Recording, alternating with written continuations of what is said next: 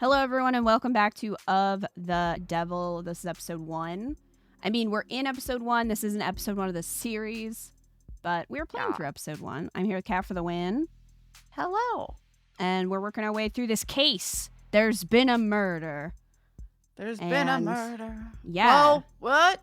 Supposedly suicide. I think it's a murder. I don't think it's I think it's a murder. There's I probably think it's been a murder. too. And that's what we're trying to solve. So. Yeah. Let's go. Whichever one it was. Okay, this is the end. All right. So why don't we just start here? Because this is about where we were. Okay. For those of you watching on YouTube, we just fast forwarded through the crime scene because unfortunately it did not give us a good save. Did we get all the right answers and get all the chips this time? Yes, we did. Yes, we did. Yes, we did. So chess was just a game. Yes, the chess board was just a game. Is it save scumming if you don't intend to do it? Yeah. That's a good question. It's not an intentional save scum, so no.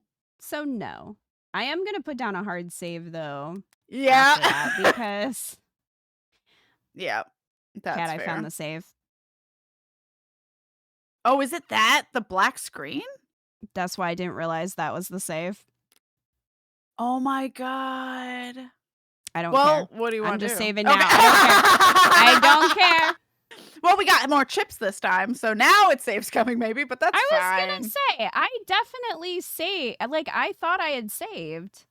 But yeah, the black screen, I should have looked at the numbers, but my eyes went over it because I didn't, it didn't have a thumbnail. Okay. Anyway, well, we did that for nothing. It's fine. Everything's fine. Unintentional save scumming becomes real save scumming. It did. Yeah. Well, now we have more chips. It's fine. Anyway. Sarah, get me a ride to Gatesfield Memorial. I mean, understandable reason for confusion. Yeah, none of us noticed until I just happened to be looking there and was like, oh, shit. Well. All right.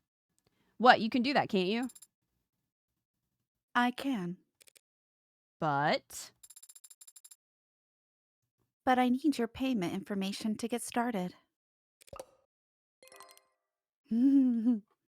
Yeah, okay. Understood. On my way down. Oh, bye. Got it. Did he even say bye to us? Nope. Don't give a fuck. Sync complete. Set pickup for 10 minutes should be plenty. The crowd down there seems to have gotten quite large. 10 minutes to reach the pickup spot may be an ambitious target, Adonai. How bad can it be? Okay, I probably saved on this screen, and that's why it was black. Oh, that would make sense. I don't know why it didn't show the red text, but whatever. Yeah. Okay, well, don't do that in the future. Yeah, that's fair. As I approach the lobby's exit, the building's soundproofing begins to fail. The crowd has gotten bigger, but there's something else happening out there. The energy's not panicked yet, but it's creeping up on the tipping point. Are this many people pissed at Noble for selling androids? The hell's got them all so excited? Adonai, what does that symbol mean? In this rabble, probably something vulgar. Which one? The heart with a bullet hole. Heartbreaker? It's the icon. Isn't that it's the game icon. I don't know. It's probably nothing.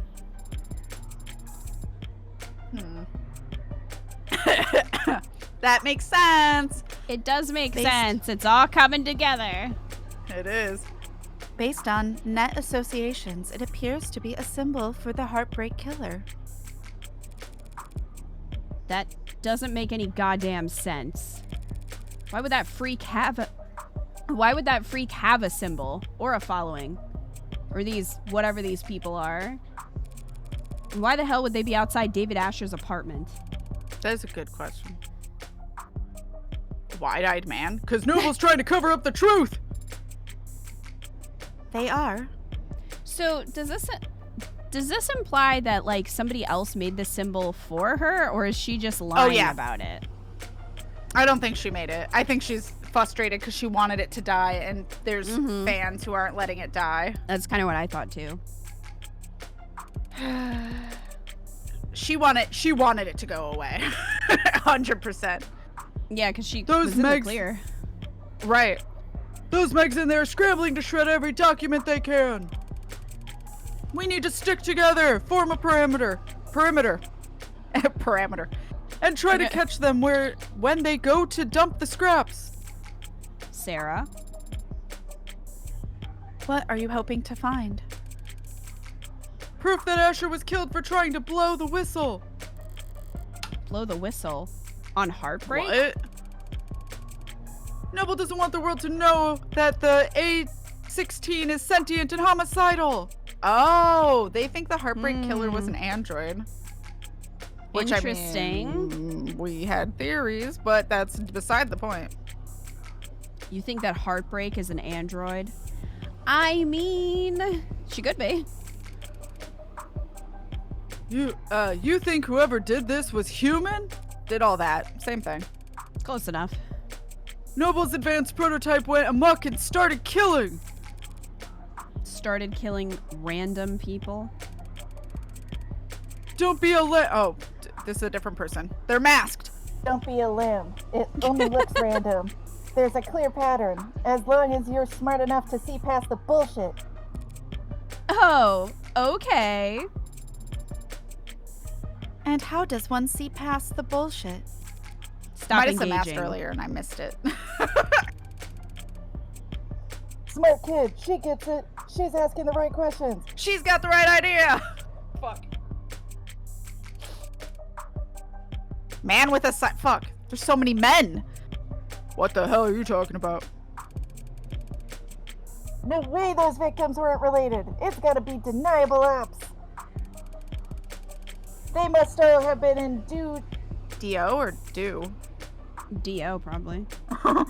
They must have all been in D.O. together before getting their records bleached.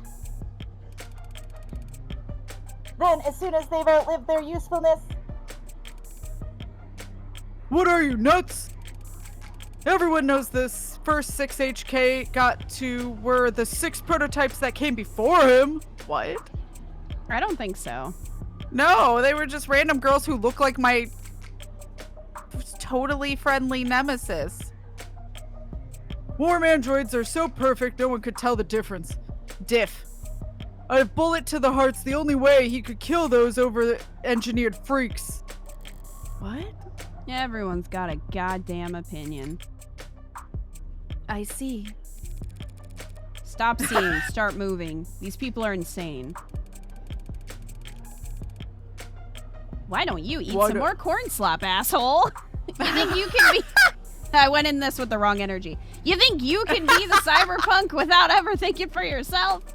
You think it's a coincidence victim number 6 was working on Harco crops? They're putting something in the food. Those people, Heartbreak. This is a goddamn embarrassment. The hell am I paying taxes for if the state can't shut this shit down? Yeah. What about you, Adonai? What do you think about this Heartbreak Killer? Awkward. They're just a murderer. Should be caught and sentenced like any other murderer. But they must have some reason for doing such terrible things. Aren't you curious? Why? Are some reasons for committing murder better than others? They might have experienced trauma or abuse. They might have. Millions of people experience trauma and abuse every day. Millions. And yet there's only one heartbreak. So you think that they were just born that way? That's my guess. That's unsatisfying. Sad. I don't see why it would be. If Heartbreak was born like that, then they never had a chance to be anything else. If Heartbreak was born like that, then none of us normal people have to ever worry about turning out like them. That kind of predestination, it means they never have to take responsibility for what they are. The state can make them take responsibility. As soon as they catch them. You make it sound so trivial. They're a very dangerous serial killer. Just a serial killer. Just? If HK shot someone every day, it would take them 1,132 years and about 11 months. In order to have killed 413,789 people. You did that in your head? She's really not beating the android allegations. No. I'm good at mental math. Or she's already done that math. And Could be. probably gave away too easily that she knows too much. You counted the leap years. But what is the significance of that number? Deaths within 18 months of the Blakeford industrial disaster. Times that number by 2 for the injuries. Tack on another 183% for the birth defects. 413,000 dead. And there wasn't anything evil about it. Just human error, some shoddy welding, and time. So you think that heartbreak is nothing by comparison? Perhaps that is the problem then. If they're nothing, if they represent nothing, then they can stand for whatever the crowd wants them to.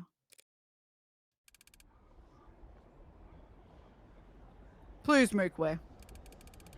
Officials, oh, it's an android. Officials are coming through. Please disperse. Keep walking, pigs! I thought it was the same one. Fascists! Noble owns the cops! Oh, this is a very interesting art dynamic. Only the cops they build okay. Only the cops they build in their factories. Very funny. Why are we tolerating this shit? You want me to wade into the crowd with a nightstick? Prove them wrong? You know what I mean. We're the only people in the city trying to do some goddamn good, and they all just... That's just part of our job, detective. No offense, ma'am, but wearing a police badge earns you a little more hate than... Then? Do they get prosecutor badges? They sure They do. give defense attorney one. Edgeworth had a badge. I know, I just remembering Phoenix always talking about a badge. My badge. I have an ID for the parking garage. Does that count? Depends. You ever hesitate to wear it in the open? This moral relativism of yours seems like a strange philosophy for someone of your in your profession, Adonai. Man, I'm looking like a serial killer in this art. Yeah, what? What is that? I didn't notice her mouth at first. Yeah. I could also be a stage magician. Who can say? Go. Breaking out the thesaurus on me? I'm only being realistic and humble. I'm just one woman, Sarah. Whatever I do, right or wrong, it's less than 1% rounding error in the grand scheme of things. Do you tell that to your clients? No, but they come to appreciate it when I win. I don't mean cops in particular. The same deal applies to anyone who works for the state. The terms are stark, but the ink dried a long time ago, and we all agreed to them. I don't recall voting for it. Well, not voting is how these things come to pass, so... We traded freedom for safety, individual rights for collective power. The state won. The citizens lost. Very least we can do is take their criticisms head on. Apply directly to the forehead. Look, I don't have a problem with the responsibilities of authority. Only with authority being challenged. But they treat us like we're the bad guys. I mean, ACAB. Well, sometimes we are. Sometimes the law is wrong. Let's go, Emma! So if any given individual is too small or to ever affect change. So if the public's gonna hate us no matter what we do. And if corporations and governments will trample over people the same regardless of their character. And if we can't even be sure we're doing the right thing. What do you do, Adonai? What the hell do we do? I think it's pretty simple. It's not as complicated as you'd think. In times like these, In a world like this, the only logical way to live is... the only moral way to act is... do do whatever it takes to win. Yeah, that's them. In a nutshell. That's you and me, actually. That's pretty accurate. Yeah. There, if you ever decide you want to do a thumbnail for this one, this is your your reference photo. True. Pretty good. If I'm insignificant in the grand scheme of things, I can do my worst and no one will notice. If power is inherently evil, holding back won't save your soul. Just fight with both barrels. And trust the opposition to do the same. Winner takes all.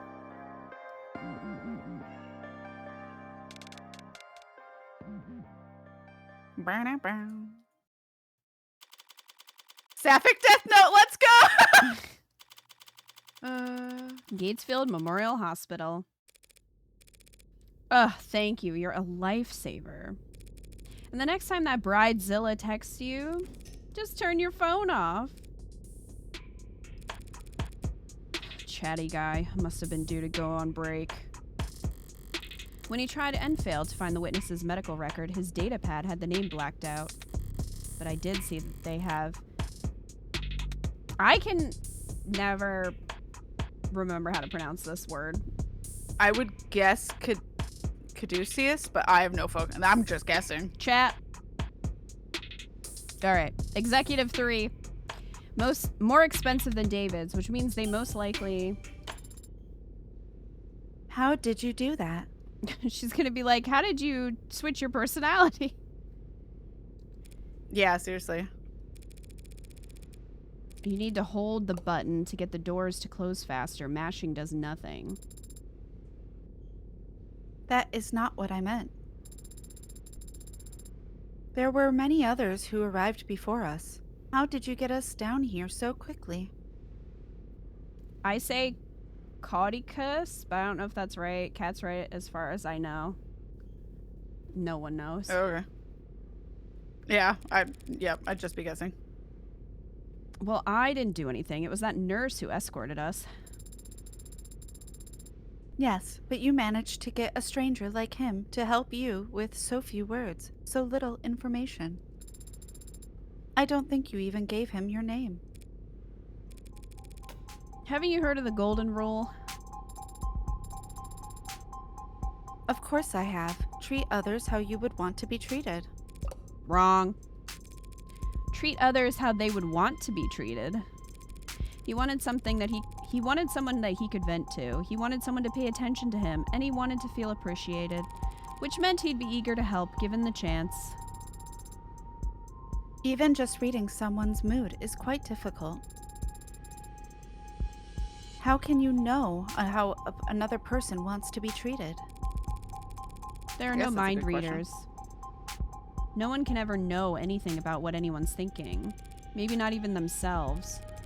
Doesn't matter if they're your parent, your twin, your lover. It'll always be a gamble. That is...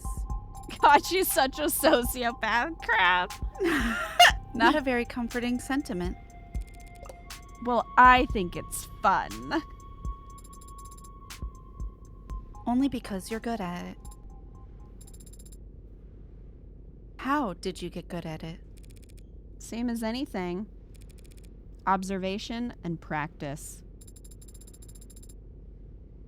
You must have been observing and practicing for a long time. Very long time, then.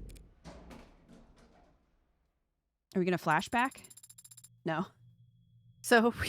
I was like waiting to see like proceed. 6-year-old Morgan. I mean, they've done that. So we proceed down the hall. Bear left. Look for the 4th floor door. Not floor. I'm going to open the one that says morgue on it. Hello? Oh, hello? I like this holographic jacket. Okay. Oh, hey. Come on in. Don't stand out there in the cold. Wouldn't be accurate. Sorry about the chill in here, but I run a little hot. Hey, yo. Kiwi, thank you for the resub for 52 months. Kiwi says 52 months, let's go. Anyways, hi. Hi, Kiwi. Thank you for the resub. And you can 6-year-old see Morgan my with a roommate. knife. Yeah. What do you have? A knife? No! And you can see my roommates never complain. Yumi Sato, medical examiner. Dr. Sato, just the lady I wanted to see. Though I didn't expect that I'd get to. The fact that they've assigned a medical examiner and not some ad or junior means... Oh, you can just call me Yumi. And you're? Morgan, I represent the deceased. The deceased? Oh, the deceased. Asher D. Wait, really? That's weird. I thought this time slot was scheduled for a group of noble PR people who... Oh. I know. Weird, right? Well, what the hell do I know? Was getting tired of hosting Megs anyway. Gotta finish typing up this report before we talk shop. But in the meantime, feel free to make yourself at home. All right. Let's look about. What's this? The hospital's Okay. getting renamed? No, guess it's some other hospital that got snapped up. Okay. Hospital renamed to thank Ikaria family in a ribbon cutting ceremony held uptown today. Plotter Memorial Hospital was formally renamed the Northeastern Ikaria Medical Complex in recognition of the family's incredibly generous donations over the last several years. It's the latest in a string of philanthropic efforts by the family to result in a name change after they paid for the renovations to the orchestra hall and the retrofitting of what used to be known as the Scout Arena. That also reminds me, I think we didn't read. We were gonna we have read more to some read. things. Can you scroll? Yeah. Why are you not scrolling now? Okay, well, for some Weird. reason, the mouse doesn't want to scroll. So, Oh. sorry. That is No, it's fine. I wonder if it's part of like the update kind of borked out something. maybe. Because didn't they say it like affected UI too? Yeah. I found the scrolling But- sometimes breaks. Okay. Okay. But it wasn't so long ago that the Ikaria were better known for drawing blood than donating it. Back before the 50s, they had a fearsome reputation for cutthroat business practices that had their business rivals going so far as to accuse them of involvement with organized crime. After the founding of Renagen? Medical over 25 years ago, and its subsequent sale, the Ikaria have moved out of the business world and into an upper echelons of society that are sometimes mockingly referred to as the neobility, a generation of newly minted aristocrats born from the unique and chaotic economics of the mid-21st century and the Red Decade. Interesting. When asked her opinion on those who'd label her family house Ikaria at the hospital's renaming ceremony, Renagen board member Myre Ikaria had this to say: in this country, anyone can make a name for themselves so long as they are willing to put in the work. Mock new money all you want, but the truth is that the success is all about reinventing yourself, and the only ones uncomfortable with it are... And we're working hard to print the rest of your article, character by character. It's tough work, but we'd be able to go about it a lot faster if you'd leave a tip. Want to drop your payment info in the jar? No. The Icaria. Guess they weren't always in the same line of work. Now they're plastering their name wherever to get themselves a new image. All the Neobility are eager to prop up their image wherever they can. But that must go double for the Icarias. Assuming the truth about their criminal past is anywhere close to the rumors.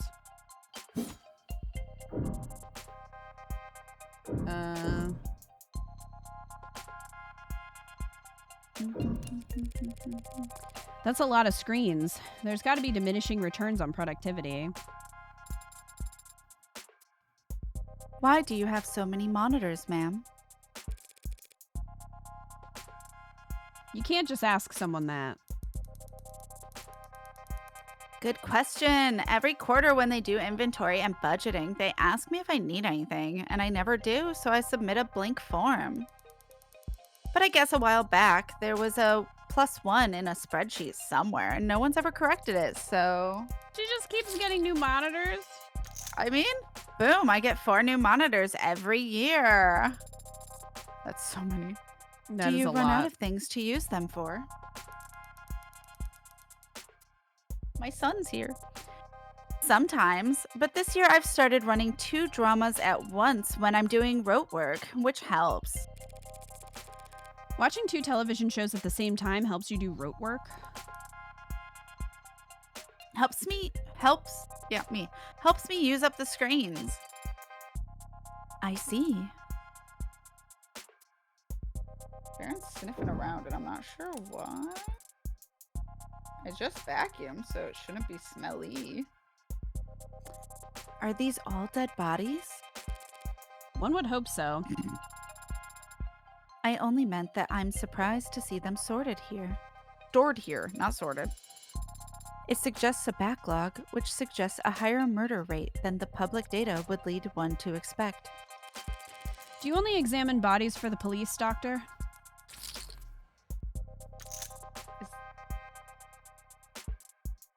Hold on. River? Okay.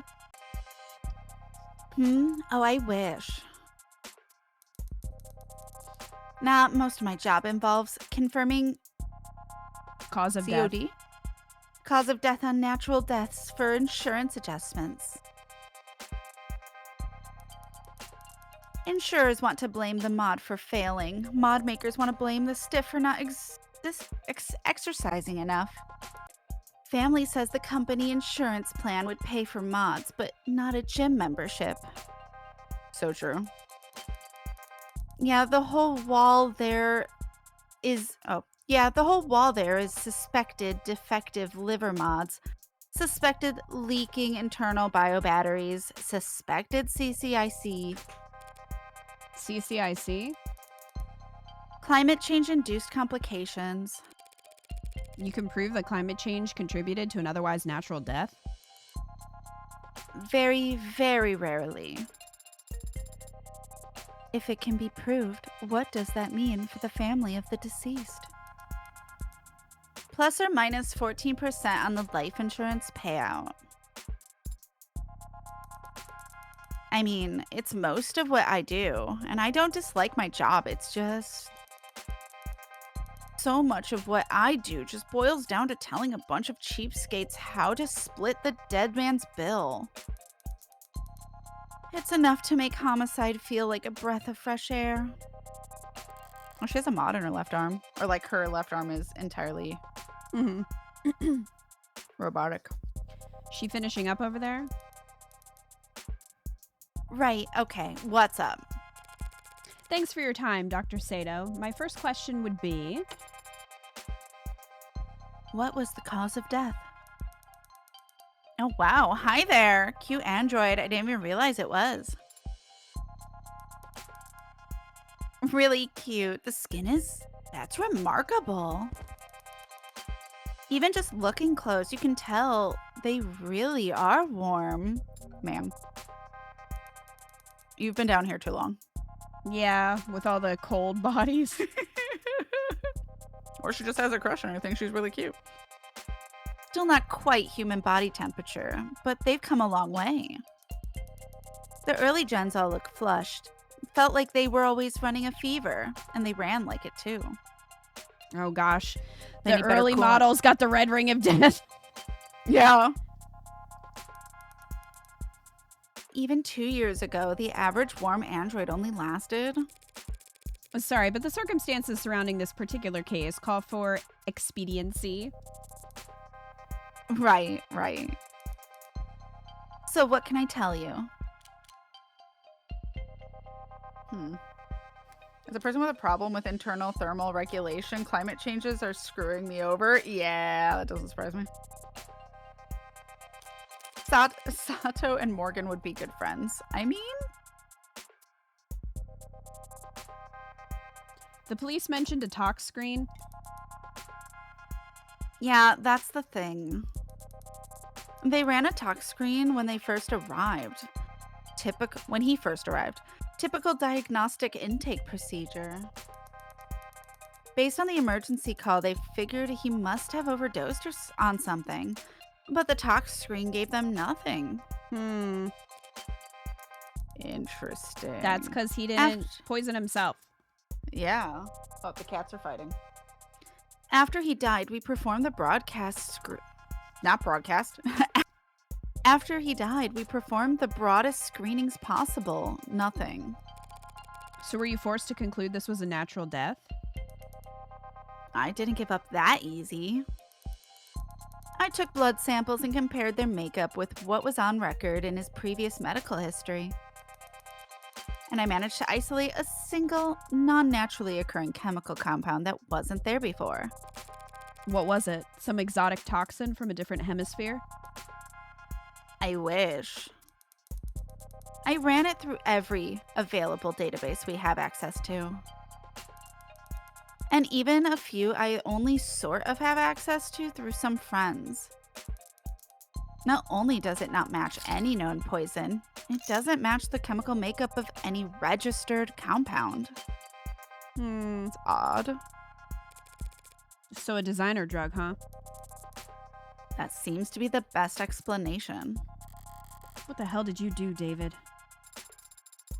You said it didn't match any registered compound. What about compounds that aren't registered? Well, that would be the only other option. Yeah. Those friends of yours, private sector folks? Yeah, in pharmaceuticals.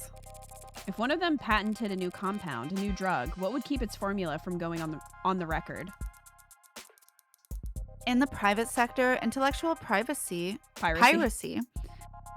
Those are two different things. Those are very different things. Intellectual piracy is the norm, so you're expected to protect your research aggressively. Patent first, find a use later? Yeah, a patent would have to at least describe your compound in brief, but depending on what country you file in. I've heard it may be considered prudent to keep the actual chemical makeup off the record. Smart. Using international IP law is your own personal minefield. How so? Whenever you're ahead, patent as much as you can, as fast as you can, but bury the formula so no one knows where it's safe to walk. Anybody small and ambitious comes along, finds a new drug they're excited about, you flip up your card, let them know you came up with the idea years ago, and that you'll give them death by 1,000 court dates if they so much as blink. Wouldn't work on anyone wouldn't work on anyone your size or bigger. They could punch back, but for the rest of the field. Wow, you corporate lawyers are scary. I'm not a corporate lawyer. So you came up with that strategy just now? I mean, she could have done it. She could just be making poisons for all we know. In her free time. True. Probably has. Probably killed someone with it. Probably. Would have passed her. So it's possible that this poison is actually a known substance? Something that the hospital could have easily identified. If it wasn't considered a trade secret.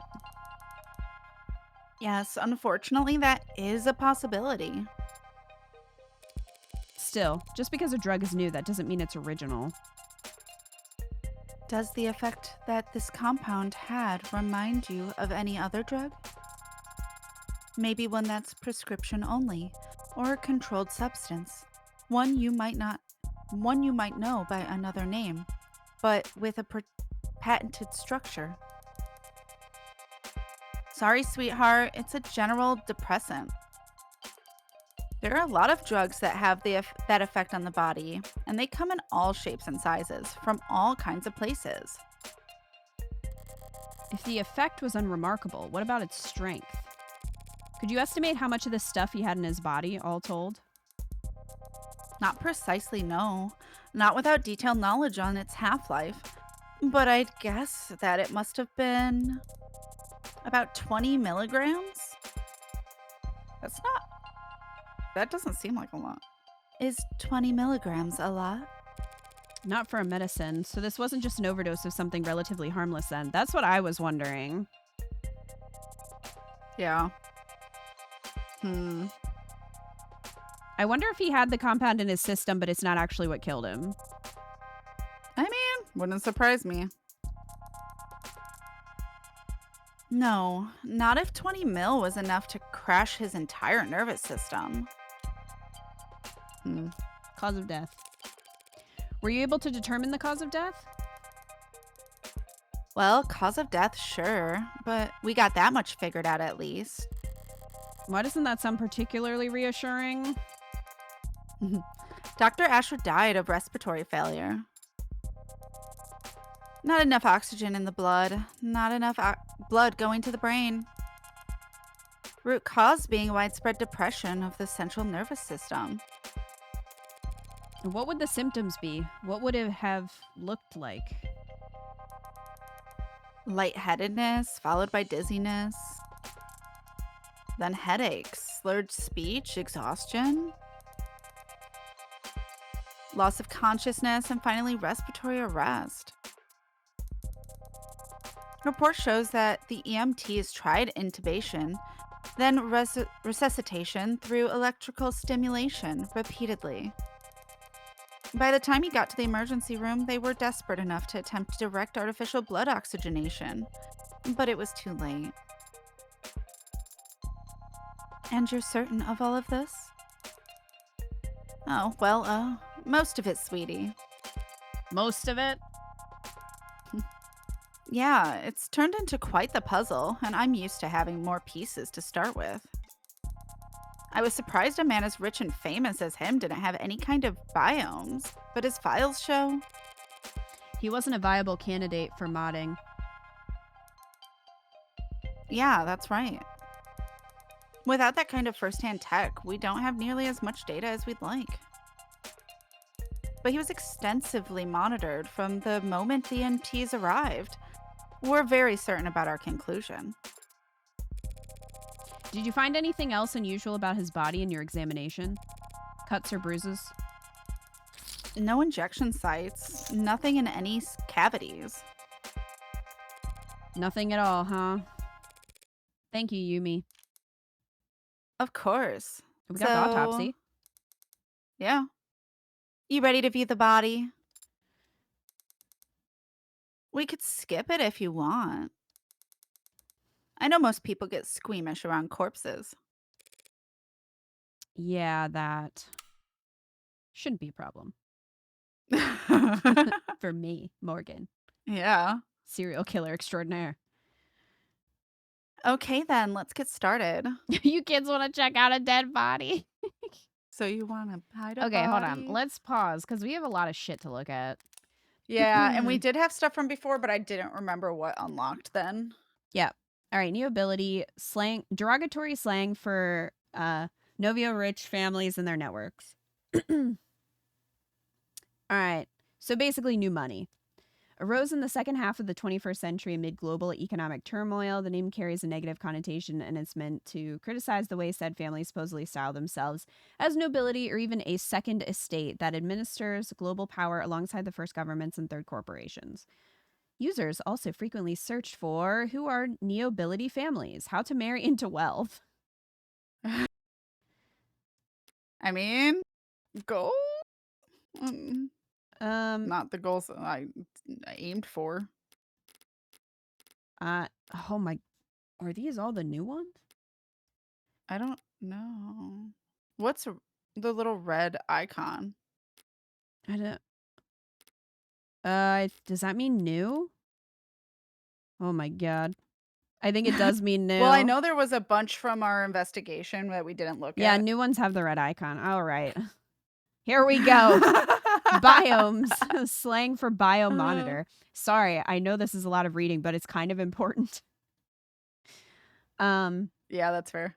Biomonitor is a general use term for wearable technology or implanted mods that monitor or provide feedback on an individual's vital signs. An Apple Watch. Commonplace among the affluent is an additional layer of security. Biome use is relatively rare among the middle class.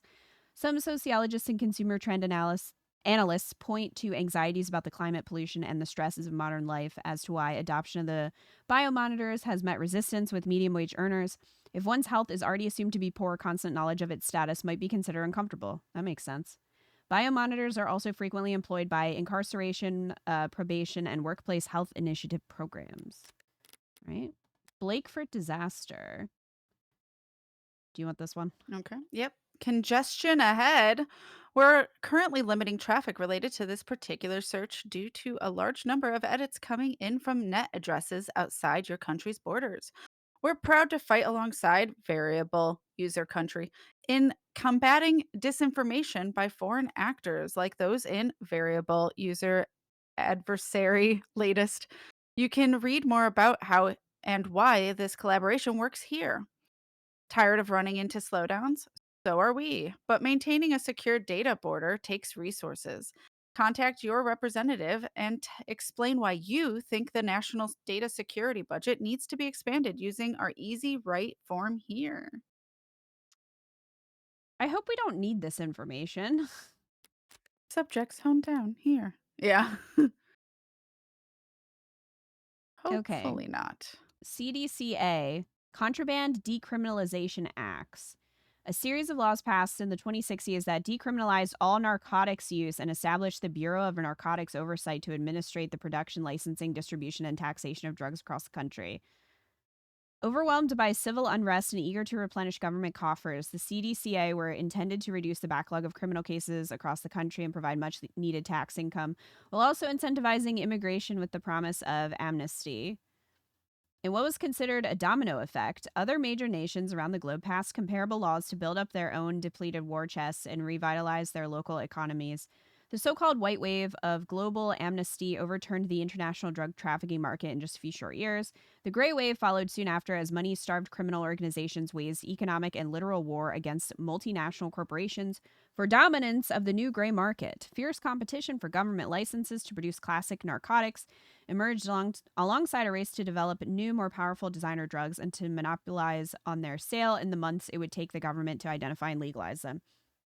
While rates of addiction and overdose deaths have dropped since their peaks in the last 2 decades, the dangers associated with untested designer drugs and drug distributors' eagerness to earn new customers has continued to fuel debate over the legacy of the CDCA and the white wave as a whole. So the disaster Morgan used to justify her serial killing is censored to the general public? Well, she is a lawyer. Maybe she has access privately? Cur, an archaic term for a dog, an abandoned mutt or stray. Did you mean Oh, okay. color, heart? I have no idea how to pronounce that. Okay, well, I already knew It's what like that one coral. was. But coral's a cat. All right, here. This was Define cyberpunk. cyberpunk for us. Hell yeah. Originally a term coined in a short science fiction story, and later having grown into a genre all its own, cyberpunk or cyberpunk historically has referred to a counterculture centered around the themes of underdogs resisting powerful corporate or government forces through digital guerrilla warfare. While the genre is or has persisted to modern times and evolved in numerous ways, Over the last 2 decades, it has taken on a new meaning as a kind of mythologized Mm-hmm. way of being for the adolescent or disaffected to aspire to.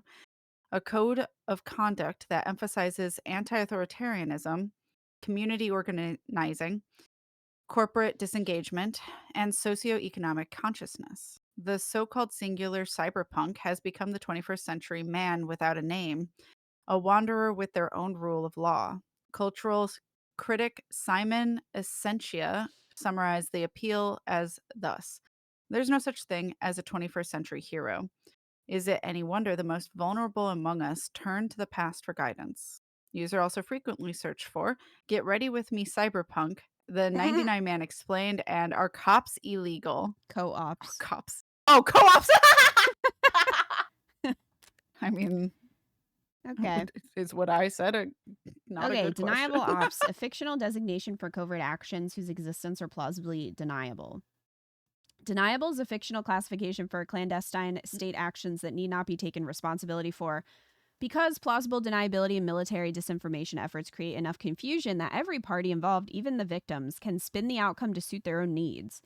No such designation exists. Deniable ops are a common recurring concept in online conspiracy theories, often used to wave away questions about why supposedly explosive events are never reported on through the media or addressed by world governments. It is also commonly claimed that deniable ops make ample use of private military contractors in order to further distance governments from the political ramifications of their military actions. Conspiracy theories are no laughing matter. If you're worried that someone you know might be indoctrinated or spreading misinformation themselves, you can report them to the state at our non-confidential portal here. Wish I could. Okay. Define designer drug. I keep trying to find the word or like the topic. It's like tiny up there at the top. Oh, sorry. No, you're fine. In the literal sense, designer merely denotes any drug that is custom made as opposed to mass produced, typically outside of normal pharmaceutical industry standards. In common parlance, however, designer drugs, DDs, deeds, or deeds, are illicit narcotics formulated to produce a high recreational high. To produce a recreational high. That's it. Not two highs. While the CDCA and the White Wave that followed it legalized and taxed virtually all known narcotics, it did so alongside extensive documentation and study, and those laws could only apply to drugs that already existed. Any drug patented after the White Wave must go through approval processes and registration with national and international authorities, a time-consuming process that can take anywhere from 6 months to several years. This time lag creates a window of opportunity wherein organized criminal groups can step in to meet the demand for a narcotic. What has become known as riding the wave is the new normal for the international drug trade, pitting mob chemists against corporate laboratories in a race to develop newer, more powerful, more easily habit-forming drugs, and cornering the market on them before legislation catches up to them. User also frequently searched for, "Is Nerve legal yet?"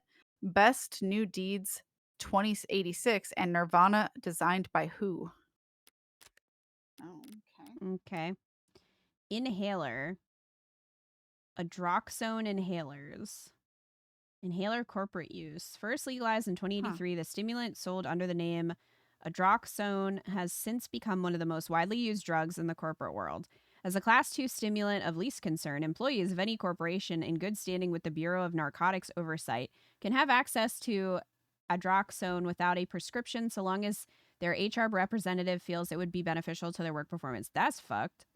Workplace Adroxone, as it is sometimes called, is dispensed through biomonitor enhanced inhalers that automatically detect overdoses and keep track of possible habit formation. Oh, that's what what's her name's probably using. Yeah, that's why we got it, because she's using one to keep herself awake, I guess. That's not great.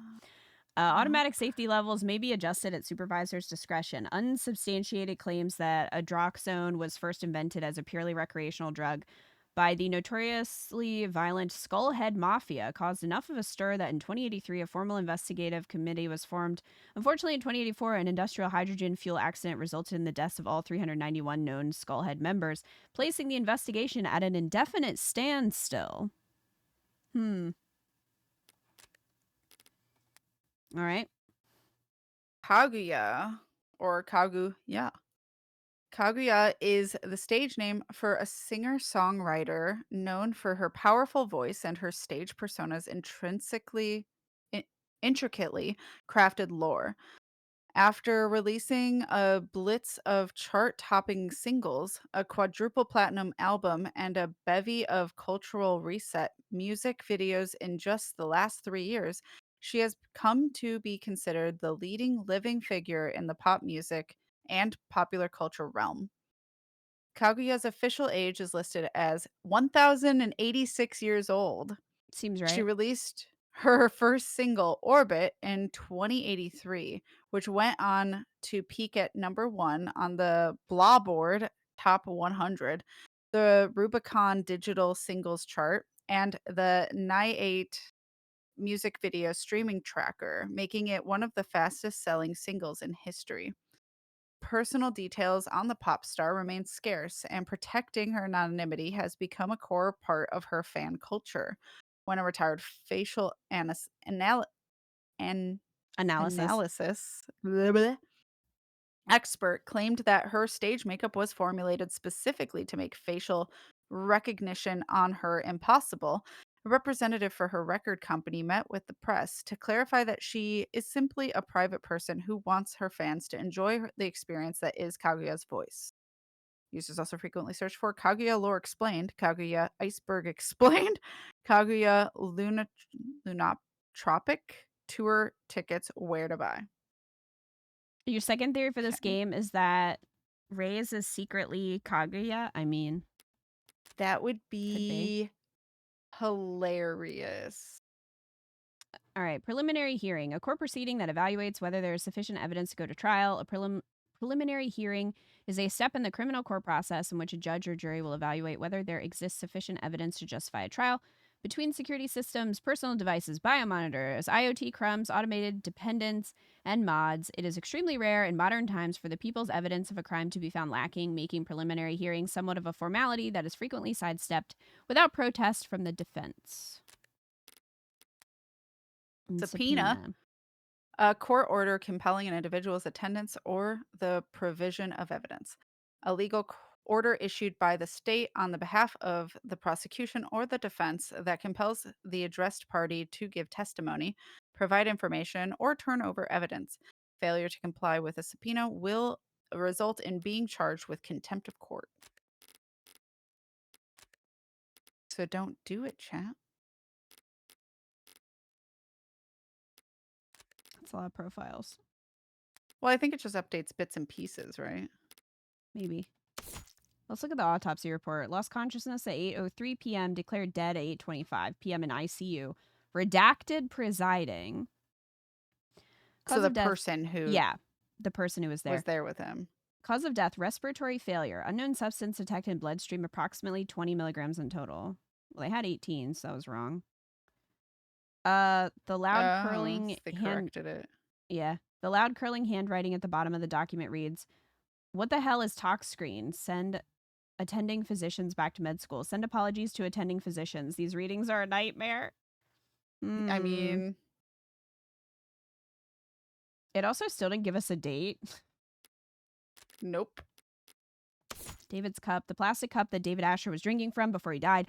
Forensic analysis shows matches for his fingerprints and saliva, but toxicology tests have proven inconclusive. Too much of the whiskey was drunk and or evaporated. Great. Emergency console, a penumbra security console located inside David Asher's kitchen, used to contact emergency services when he fell unconscious. A private emergency service was contacted at 8:04 p.m. and medics arrived at the helipad outside at 8:08. That's so fast. Said private emergency services contracted through his insurance plan. Why is that still? Oh, his plan.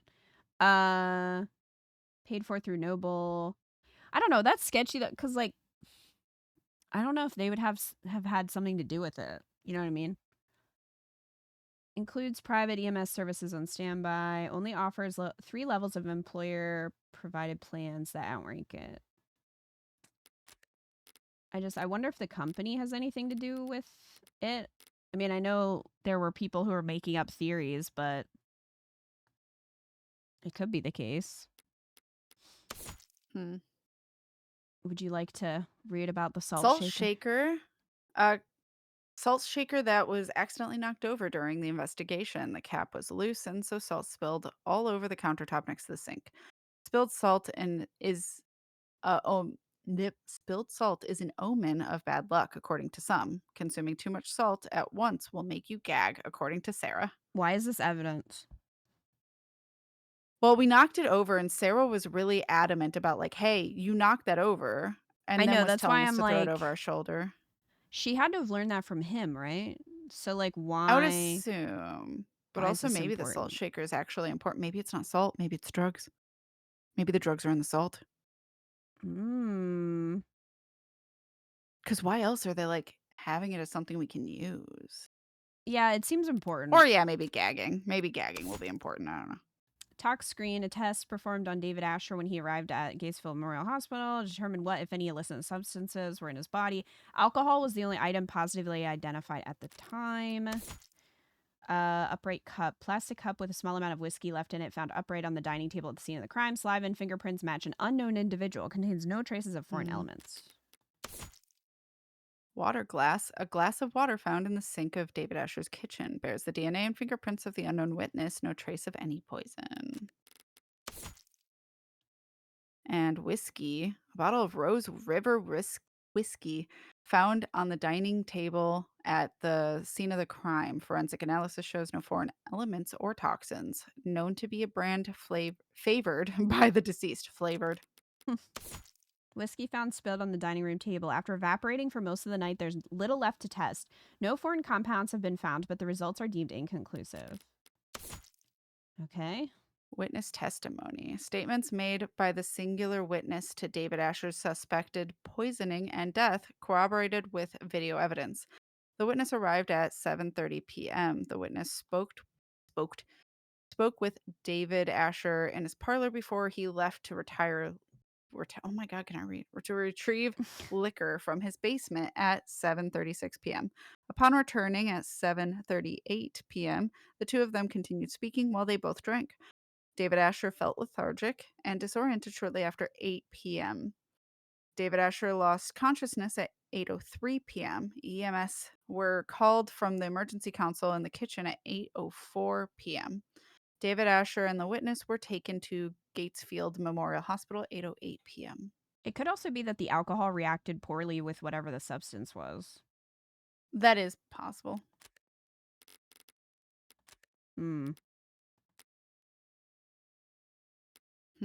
Okay, so we already read this, and I don't think we read this one. Warm android blood saves soldiers' life. I think we did. Did we read through that the sounds whole thing? familiar. Maybe we did. Was it new? Yeah, it was marked as new. That's why I wasn't. But oh, maybe we found out more information. I think maybe it updated, but I think we did read it. So what the fuck updated? We read it a couple times. Yeah, because I think it updated once or something, so we read it. All right.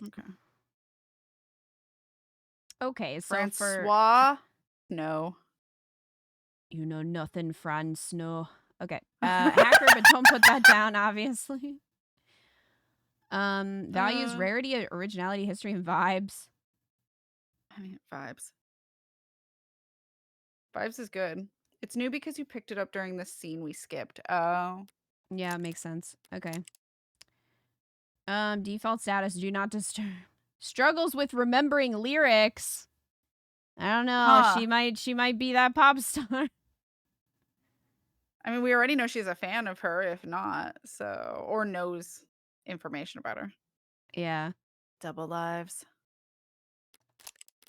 Wait, hold on. Go what? back. Does she hate manspreading or like it? Dislikes. Dislikes manspreading. Okay. I saw manspreading and I was like, hold up. I had questions. Okay. She has 200 Unemployed kilograms. paralegal question. She likes martial arts, carbonation, and collarbones. What? Hello? She likes Okay. the way I look. Dislikes static blackouts, elevators. I'm good at lots of things. I'm not sure how skills differ from talents. Also like the 180-degree rule. I don't know that Okay. rule. Her birthday is one day after mine. Medical examiner. She likes accessories, reality TV, palm reading. Dislikes social media, dress codes, and ebooks. Loves to make new Okay. playlists. Hates to throw out old clothes. Most proud of my weekly meal prep. Amazing. I do love that she doesn't say her weight. Neither does Emma, actually. Well, I think it might just be the information that Morgan has. Maybe? Right, but Well, his is on Sarah's here. almost sounds like she's speaking, answering the questions herself, like a survey. Yeah. A lot of people with like O blood type I've noticed in this. Yeah. Okay, she likes milk tea, white noise, and black lace. Hello. Dislikes artificial sweeteners, home remedies, and ink stains. Reads true crime and bodice rippers. Best at getting the Hello? getting the staff's attention. Worst at deciding what to order.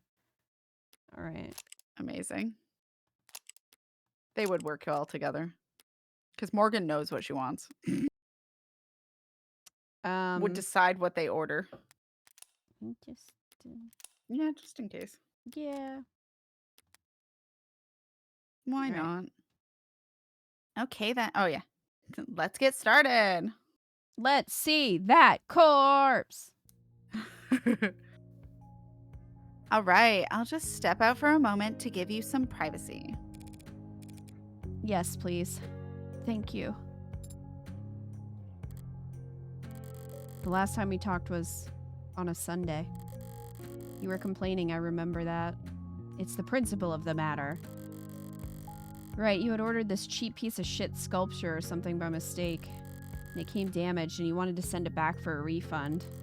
I gently reminded you how with your salary it was literally not worth your time. And I kindly offered to throw it out for you, since you're having so much trouble letting go. You're only offering because you want to see how loud it sounds shattering at the bottom of my trash can. I denied it, even though you were right, and it was obvious. I should have let you have that one. I thought that he would look different. But he looks exactly the same as I remember. His skin is pale, and he's very still. But his face is the same. His hair, his hands. You were expecting something more drastic? The last time I saw him, he was alive. He smiled, and he told me he would see me soon. Now he is dead. Something is gone. And I can't find the difference. I'm trying to look harder, but I think I might just not be capable of it. And I wonder why. Why I was created to not be capable. Could be an issue of skill. Skill issue. Confirmed. Or maybe it's not something that can be seen, no matter how hard you look. But it's there. I guarantee it. I've seen the transition enough times to be sure that between life and death, the distinction has significance. To the dead, at the very least. You're going to smoke? Here? Now? I'll pay the fine. That's not the issue. Really hit her with skill issue as she's looking at her father's corpse? Yeah. Yeah. Were you expecting me to fall to pieces? Real boys grieve in all kinds of ways, Pinocchio. And some don't grieve at all, it seems. I'm a Damn. cold woman. Sorry to disappoint. The hell? Why the hell won't this thing light? Adonai, You have your you cigarette have your cigarette backwards. Oh. She might be falling apart a little bit. This is her grief. Yep.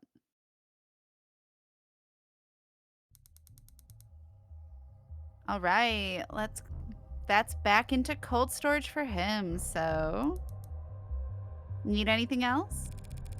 Can you send me the chemical makeup of that compound you isolated? Sure, for what it's worth. Let me just... It's got carbon, nitrogen, oxygen, hydrogen with hexagonal structures. So it's organic, but there's a number of metallic elements too. And if you had to speculate on its intended use based on what we know of its structure... Well, it certainly acted like a depressant, binding to receptor pathways and affecting the balance of neurotransmitter reuptake. Depressants are pretty rare in the designer drug scene. True. People are always looking for a higher high or a crazier trip, but a more powerful depressant will just make you fall asleep. Not much need to hit up the gray market for that kind of experience. No, there's not. I see. Thanks again. You've been extremely helpful during a very difficult time.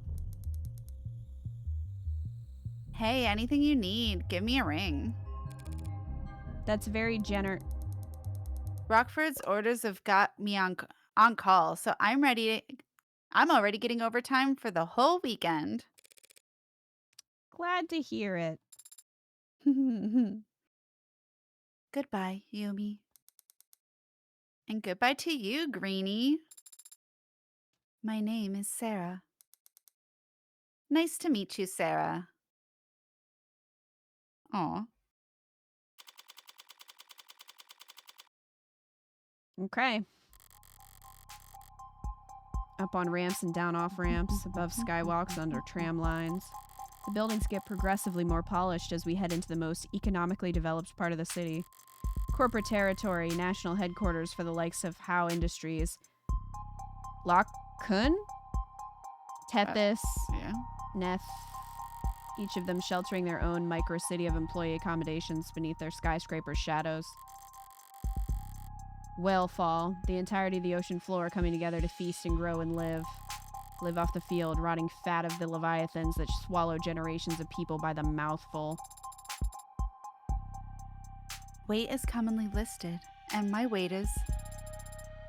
Do I really have to disclose that?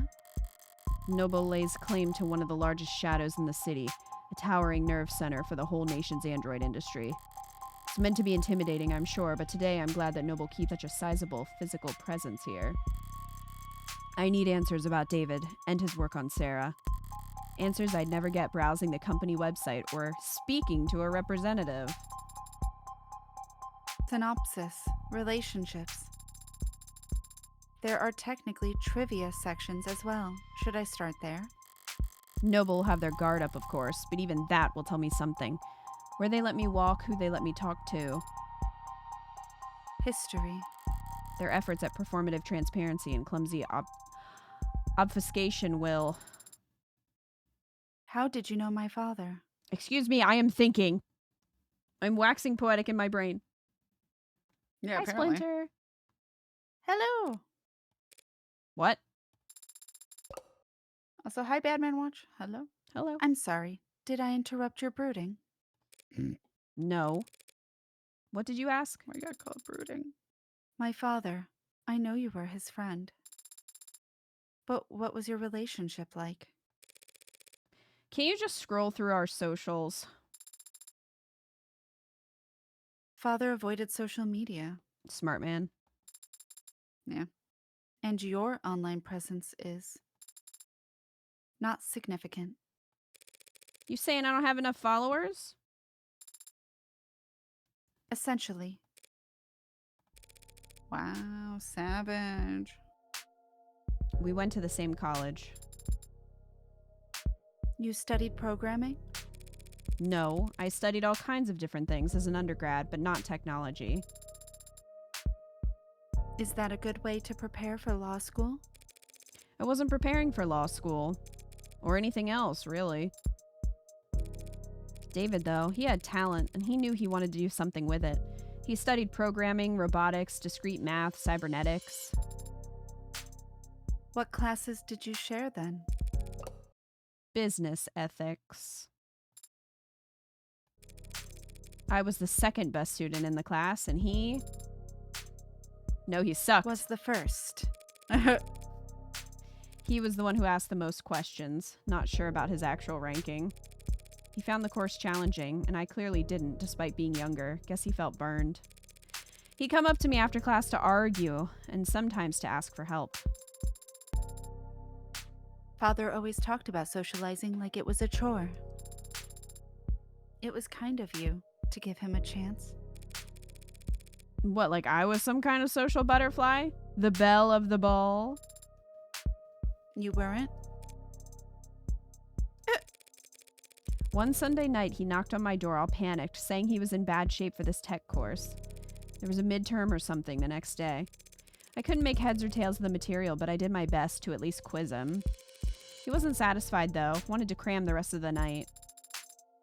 Father had to cram for an undergraduate midterm? Did I say something scandalous? Do you think people just, like, know stuff? They don't... Most people study, even smart people. I think she's under the assumption that he's, like, a genius, and, like, she kind of put him on a pedestal. Yeah. So she Definitely probably seems that way. was under the assumption that he never struggled with anything. Yeah. He's been called the founder of modern programming. Yeah, well. Even founder types can have poor time management when they're 21. He was already So true. fried by that point. Wasn't hard to tell what he was really asking for. So I went and stole a study aid for him. You stole a controlled substance just to help him with studying? That's No. what friends do. No. That'd be insane. No, I just pocketed some breath mints from the common room. Told him to pinch his nose and swallow fast because the taste is so strong. You gave him a placebo. He already knew the content as good as he ever would. What he needed was to sleep. He could barely keep his eyes open by the time I got back from my daring heist. Didn't take much convincing for him to rest his eyes just until it kicked in. And the test? B+, I think. Sorry, I need water. Remember, just got back with my water. I'm surprised that Father stayed with you after that. You stole and lied to him. I stole and lied for him. And David understood that. He was good at understanding things without me having to spell them out. But I guess that's not the kind of thing that gets passed down through programming. Damn. Oh. Anyway, we kept in touch after that. First year of grad school, he published this paper. The Turing Solution, a framework for programming adaptive linguistic heuristics. One of his advisors came up with that title. David thought it was way too cocky, but But it still hasn't failed any known Turing test in the years since. don't act like you're the one who deserves credit for it. He called me one weekend she's just asking proud. He called me one weekend asking for advice on how to handle all the attention. Job offers, interviews, apprenticeships, invitations to immigrate. What did you tell him? I don't remember telling him anything, Thank you. actually. All right, lint rolled it. A lot of our conversations went like that. He would talk to me about whatever personal or professional problem was stuck in his head that day, and I would nod while he wore himself out. And at the end of the conversation, he'd thank me, even though I hadn't offered a single word of advice. He took Noble's offer, and they took over his education, paid him to work on his master's during the day and attend corporate training at night. And whatever else Noble may be, they were smart enough to start listening to him early. You are referring to his one-point doctrine. Quality over quantity. Simple and elegant, just like his code. Simple and elegant. But an anathema to a global corporation with supply chains designed for maximum capacity and just-in-time manufacturing. But obviously they got over their distaste fast enough. In the span of a few years, Noble's gone from making manual labor ads for meager profit to being the world leader in intelligence as a service. Even as he was making money hand over fist, he still kept in contact with a nobody like me. I moved to the city for my apprenticeship. He helped me put a down payment on my apartment. Then made up excuses as to why he couldn't help me move boxes. So is that enough detail for you? Thoroughly convinced that he and I were, in fact, friends? I am. Imagine if she was like, and by the way, I also killed him. Right. Now I'm confident I can tell you I was the murderer. It was me all along. But Adonai, the favor that you owe him, what was it for? That's private, understand? I have zero interest in talking about it with you. I'm guessing Yeah. it has to do with her being a murderer. Unless they Like- fucked. Or that. But I was like, maybe he knows and he's like, okay, I Yeah. will keep this a secret. I won't turn you in so long as like you owe me a favor in the future. Yeah, that's possible. Say you understand. I understand, Adonai. We will be arriving shortly. Shall I send word ahead? Just tell them that David's lawyer is here. I am the corpse lawyer.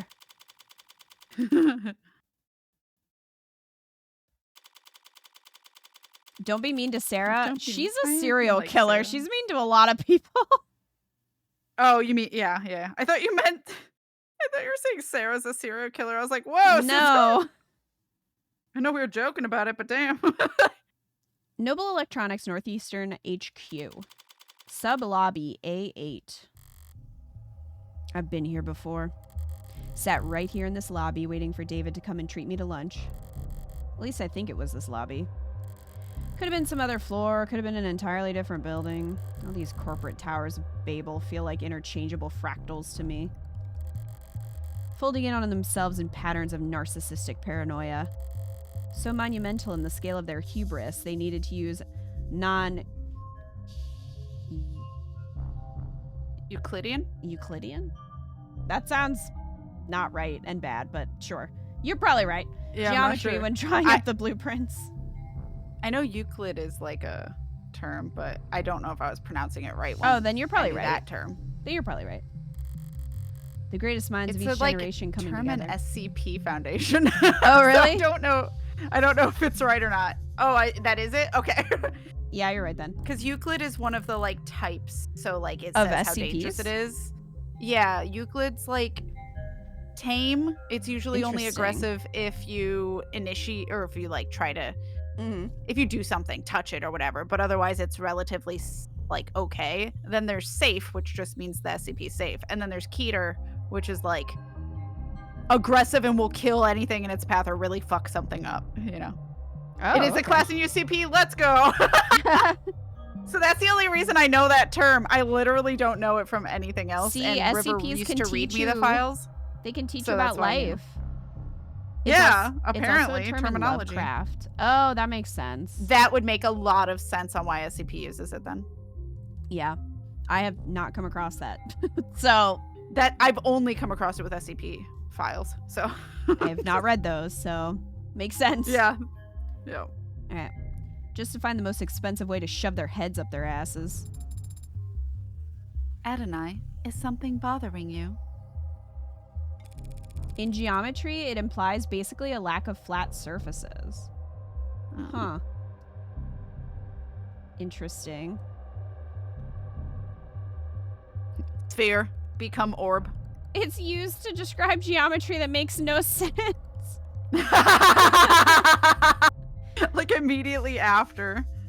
All right. Well, I guess that kind of explains why they use it for certain SCPs. Maybe. Yeah. Just doing the math on how long we'll be kept waiting here. Apparently, someone will be here shortly. So maybe if I pass the time by glaring around the place, it'll improve my mood. I mean, fair assumption. Morgan loves to glare. She does. To think this is only one room. This complex is so massive that it doesn't even feel man-made. It's like it was carved out of the rock by waves, like it's always been here. That's very poetic. That's the con. If this place was actually natural, there'd be birds everywhere. I hadn't considered that. Why aren't there birds in here? Because they don't want them to shit everywhere. Yep. Probably because of what they do to the ones that get in. I'm kidding. Though I don't have a better explanation. Well, They changed the logo again. isn't that just a pain? Noble Electronics. Sorry. I It's okay. accidentally pressed the That's what it space said. bar. How's it feel stepping in here? Is this some kind of religious experience for you? It's just the corporation where my father worked. Careful now, or they'll burn you for heresy against the company. You said it again. The company. As if it's a proper noun. You're mimicking the employees, aren't you? So it can't obey simple orders, but it can pick up on that? Is it just a part of the corporate culture? Noble's one of the biggest corporations there is, one of the biggest there's ever been. We mere humans can't hope to escape the gravity of anything that size, no matter where you live or how far off the grid you think you are. So imagine what it's like working for them.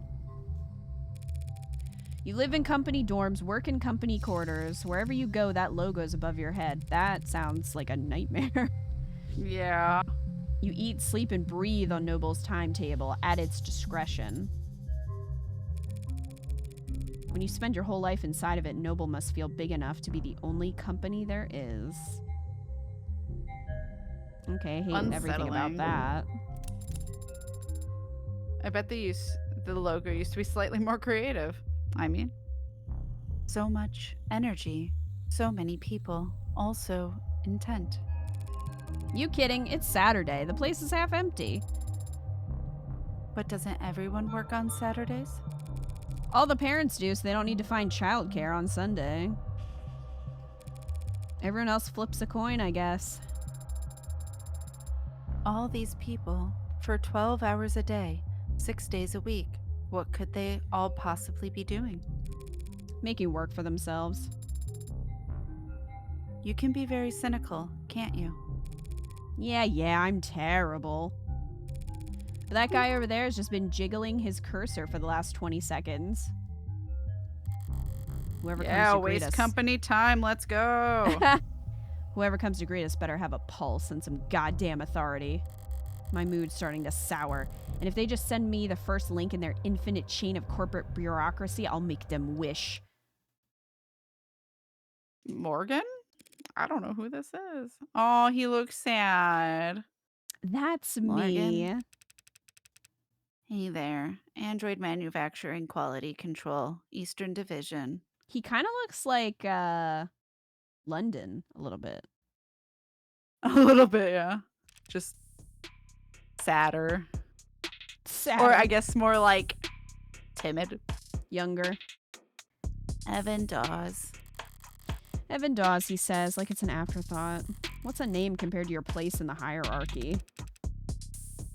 You seem familiar. Have you? I'm David's lawyer.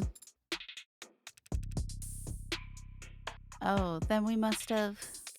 Apologies. Let me first just say how sorry I am about his passing. You and everyone else at the company must be going through a lot right now. As if it's a proper noun.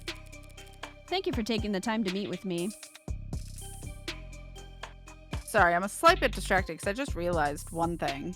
Yeah? When he was question mark, question mark, question mark, Yeah? He the was in colors blue. of the question marks was his drop shadow Interesting. that they have, like that weird outline. And then I realized so is Sarah's, is the orange. Mm-hmm. And obviously Morgan's is red, but then now his has switched to, I guess, his hair color, although it's slightly a little greener. Yeah, his first... So I don't know why it switched. I don't know. The first color was like a light blue. And then maybe it's harder for me to see because I also have flux on, but like Morgan's, I realized goes from, her drop shadow goes from like a red, magenta, maybe more of a hot pink, to like blue Mm-hmm. down at the bottom. Yeah. and I guess Sarah's goes from orange to like kind of hot pink, and his just looks like teal to me, but I don't know if that's my flux affecting the. No, his just looks like teal, and I don't gradient. know if it's supposed to indicate emotional range Yeah, I have no idea or what something. I'm not sure if it means anything. It might not. Yeah, it might just be aesthetic. But I did find it interesting that his color of dialogue changed, because that's not. I guess I don't know if they've yeah, always his done goes that. from green to teal. It's just not as obvious. Like if you look at the top of his head, Okay. it's greener, but it's not as obvious as theirs. Yeah, it's not as obvious, and also flux kind of fucks with like blues a little bit, like greens and blues. Mhm. So hence me trying to fucking figure out which goddamn we were here where we were. So, At the but I can shoulder, like really seems see to it on the switch. two. Yeah, Morgan's is definitely more obvious of a color switch, and I don't know if that means anything, but Yeah, that's what I was curious about. Was like, is that a thing? I mean, it's the same color as your little like loader bar. Well, not the same, but it's a similar gradient, just more dull. Your bar is a little bit brighter in that like X in the lower left, but yeah, I don't know. Also, Morgan's I eyes wondered go if it from was red to theming. black often, and I don't think anyone Yeah. else's does. Yeah, that's true.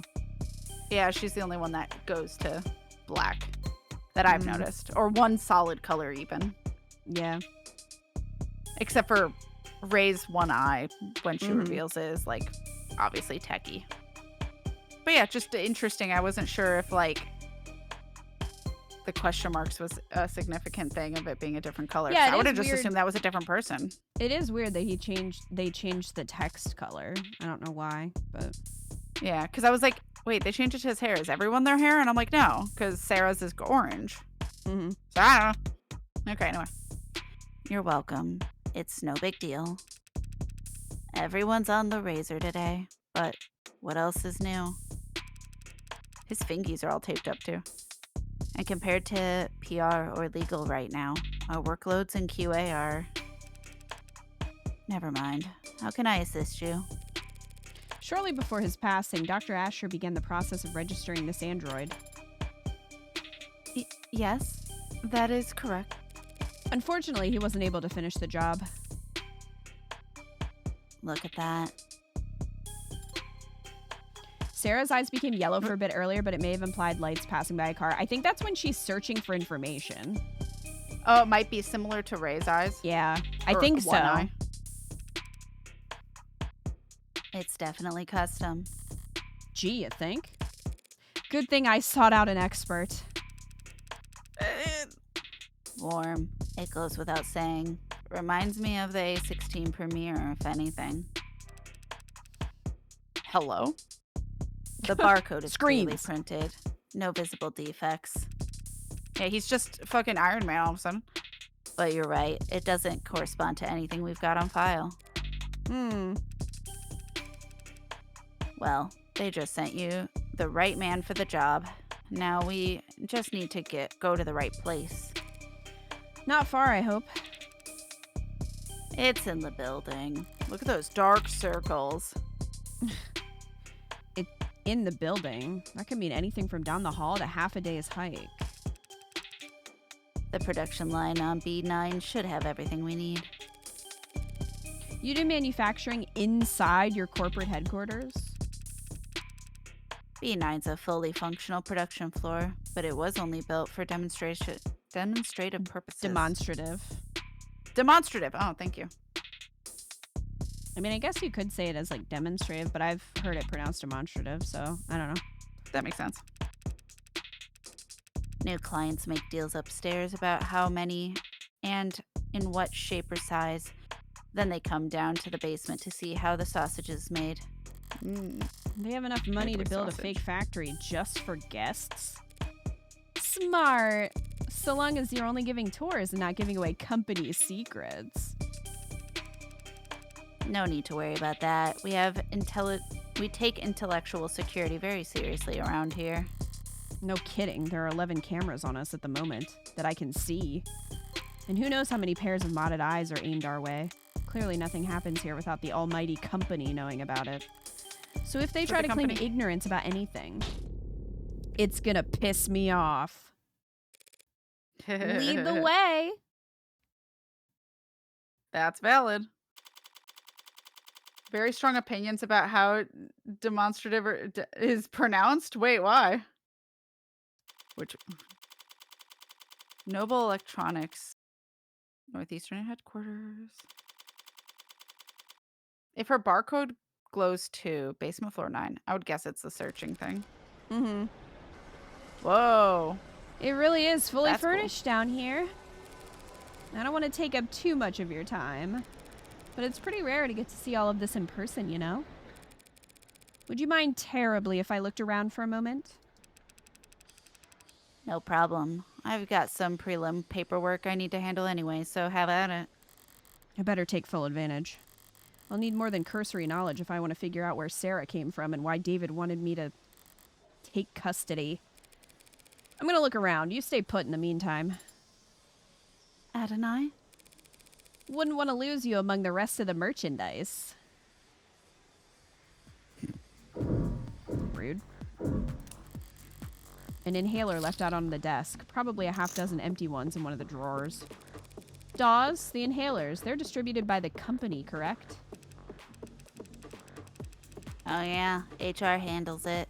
They personalize your dosage and prescription and update it based on performance and job fulfillment and reviews. I'm jamming. It's a good jam. It is a good jam. Why Hell can't yeah, I buy the super on another soundtrack? person's workplace. Oh, did you find out you can't? It's not on Steam. I don't know if it's on Bandcamp, Oh, but it's not on Steam. maybe. Maybe on Itch.io, because I feel like They do have other stuff on I Itch.io feel like this that's not started on Steam, so- Itch.io, maybe? I don't know. I have to search for it. I know there are other games Itch.io only, so maybe. Maybe. Other corporations do it the same way. Yeah, pretty much. Everyone's trying to keep pace with each other, so... Can't have your employees losing focus on the job. Could cost you. Who knows how much in lost efficiency. Oh no, we wouldn't be at optimal efficiency. Not that. Oh no. Sorry if this is insensitive, but given what happened to David, are overdoses common in the company? Yeah. I thought it prevents overdosing. Yeah, he says.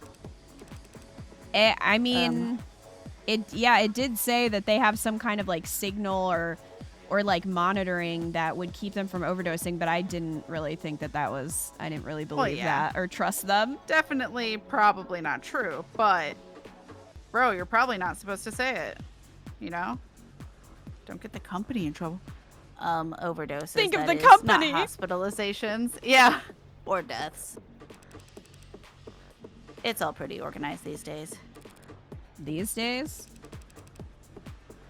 Man, back when I was starting in consulting, pretty much everyone had an embarrassing story from their first 2 years where they popped a few too many greens and missed the on-ramp. Popped greens? Yeah, it used to be pills. Green to get you going, yellow to keep you there. Swallow a red after brushing your teeth and get into your bunk fast.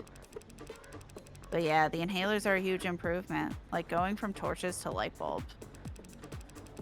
They sink straight into your personal biomes and adjust dosage in real time. Overdoses are way down. But Okay, not so impossible. They're down, but didn't he say they were still frequent? Yeah.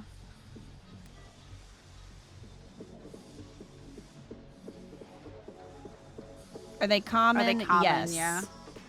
So it's better, but it's still bad, is what it sounds like. Yeah. Although he did say not deaths. Yeah. Or hospitalizations. It also said it keeps them from forming habits, which it does not do. No. No. I tried to look up the Not at OST on all. YouTube. It's just one guy named Big Fan uploading songs. Oh. Yeah. Yeah, I'm gonna see if I can find the composer because they might be on Bandcamp or somewhere else where I could buy it. That's great to hear. The trainees under me don't realize how good they've got it. Kids probably won't even have to learn how to purge. Uh-oh. What does that mean? Probably vomit. Yeah. Yeah, I know, right? Oh. Yeah, that makes sense. Let me see that. I'm pressing Q for the quick bar. Unless it just means this is the quick bar. All right, I'm looking at my phone. There we go. Okay, so evidence: poison, an unidentified substance found in the bloodstream of David Asher after his death, has many similarities to the chemical makeup of a depressant drug. No additional traces found anywhere at the crime scene or in David's penthouse. Purge: the act of emptying one's stomach contents by inducing vomit, triggering the gag reflex, or using laxatives to stimulate a bowel movement. Gag. The salt. Yeah. Don't know if salt is notoriously a strong gag reflex thing, but The salt has to be something. I don't know what, but it has to be something. All right, he likes hammocks, calligraphy, and pale ale. Dislikes first dates, conference calls, and 5 o'clock shadow. Proud of his practice handshake. Struggles with solving captchas. buddy, are you a robot? He might be. They work for this company, so Yeah. kind of Yeah, all that's robots, true. aren't they? Yeah. This seems to share some components with that coffin Sarah was napping in. If Dawes does quality assurance, is it some kind of android calibration device? It's probably what he'll use to register Sarah. Looks a little... Is Sarah tall enough for it to recognize her? Rude. Click it. What's being built out there? Our top of the line, brand new bestsellers, the Animate 16, warm. Looks kind of cold out there. But We keep the factory floor refrigerated. Slows the organics already tuned metabolic activity to a minimum. That explains why the room doesn't smell like rotting flesh. The flesh out there is only somewhat good. rotting. Slowly. I just meant I'm surprised to see metal. Oh, well, all the A16s have alloy endoskeletons. The organics are layered on later in the process. Sounds like what Sarah told me about herself. Maybe she really was the A16's prototype. But it's hard to imagine bridging the gap between her and these scattered dull parts. well, obviously he saved the best for himself. Yeah. I get that you can grow just about anything from lax Gemini. But how do you get the synthetic and the organic to work together? Yeah, that was our first concern when R&D began work on the warm concept. The 1.0s were real skin with synthetic muscle. And it was a horror show. Metal pulling on skin was just... Right.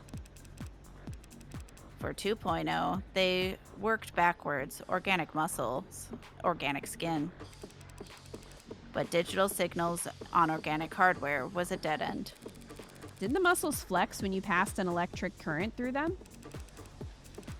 They'd flex and unflex, sure, but that's not nearly precise enough for facial expressions. Looked like puppets strung up on live wires. We used the test footage to haze interns, actually. You must have figured something out. The A16 wouldn't look out of place on the runway. Thank you, we try. We ended up reaching out to mod companies. Well, we actually just bought out a half dozen of them, but Right. they figured out how to get the human nervous systems moving mechanical limbs decades ago. So we just need to get a mechanical nervous system to move. Living limbs. Very clumsy attempt to avoid using the word human. High precision mods were slotted straight into the nervous system. They receive their input from neurotransmitters, not bioelectricity. So you had to do the opposite. Exactly. We created a synthetic neurotransmitter that our androids could use to communicate with organic flesh. Where did that breakthrough come from, Dr. Asher? Oh, come from Dr. Asher? Partly. He led the team that built the motor neurons in this analogy. They carry commands from the central nervous OS to individual muscles across the chassis. But this Serotonin. Sorry, the synthetic analogs serotonin. That was actually an old brainchild from the VP of Android Futures, Helen Jung. Whom's? Young. Hasn't David mentioned a Dr. Young before? Sounds impressive. She's one hell of a biochemist. Or she was, I guess. Not much time for individual lab work when you get her kind of pay grade. So Young collaborated with David on the technology that enabled warm androids. As I thought, whatever went into Sarah that makes the android so distinct, he couldn't have taken sole credit for it. Young, did he partner with her on this? Are we gonna find Sarah's mommy? Or There's the something out there. poisoner. Yeah. There's something out there that caught my eye when we came in. Maybe she was the person, the witness, that we That's haven't... what I was thinking. The Maybe. friend. Yeah. A very familiar shade of crimson. If I squint through the glass, out on the floor there are temperature-controlled fluid tanks. Through glass and plastic flows an eye-catching scarlet that transitions into... So you add the blood towards the end? You mean the accident? Yeah, relatively late in the process. Something out of place? Androids have blood, even if it's not officially labeled as such, but it isn't red, it's pink. Sometimes milky, sometimes neon, occasionally garish, but pink. I just didn't think the accident would be red. Why? Oh, right. Sorry. I barely noticed it at this point. The color's natural comes from the biomanufacturing process. That chromofuge out there removes the byproducts, the waste, and the excess pigment. Changing it from blood red to psycho pop pink? Without that chromofuge, our android's flesh would come out looking all wrong colors. That may be true. It probably isn't, but it may be. But I have a simpler explanation. Blood is primal. The sight of it carries weight. They change the color of their product's blood so that when an android gets a bottle broken against its face, no one bats an eye. See, I wondered that.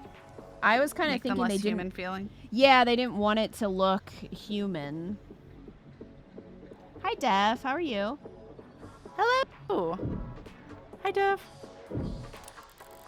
That wouldn't surprise me. Feels like I've seen this before. That's right, there was one in David's lab. That's the nano-grade elementary nanofacturer for short. Real high-quality piece of machinery. Each of them built in-house by Radok Mechanics. What does it do? Nano-level flash fab. Basically a 3D printer for nanomachines. You build nanomachines in your factories? For use in your androids? The raw materials are cheap, literally elementary, so no sense in getting them shipped in. It's mostly the medical models that make use of them. Inject a couple thousand nanites into a patient's bloodstream, run diagnostics, and provide a solution. A 3D printer for nanomachines? So what kind of ink does it use? Silicon, hydrogen, oxygen, carbon, building blocks. Whoa. Buying a surprise for the kids? That's exciting, Dev. Aw. Hell yeah. Here's a question. What was in Yeah. the compound that was found in his body? I don't remember if silicon was one of them. Do we have it in evidence? Probably. Maybe an autopsy? Oh, yeah. Or maybe not. Unknown substance. Yeah, I remembered hydrogen and oxygen. I was just curious. It's not telling me.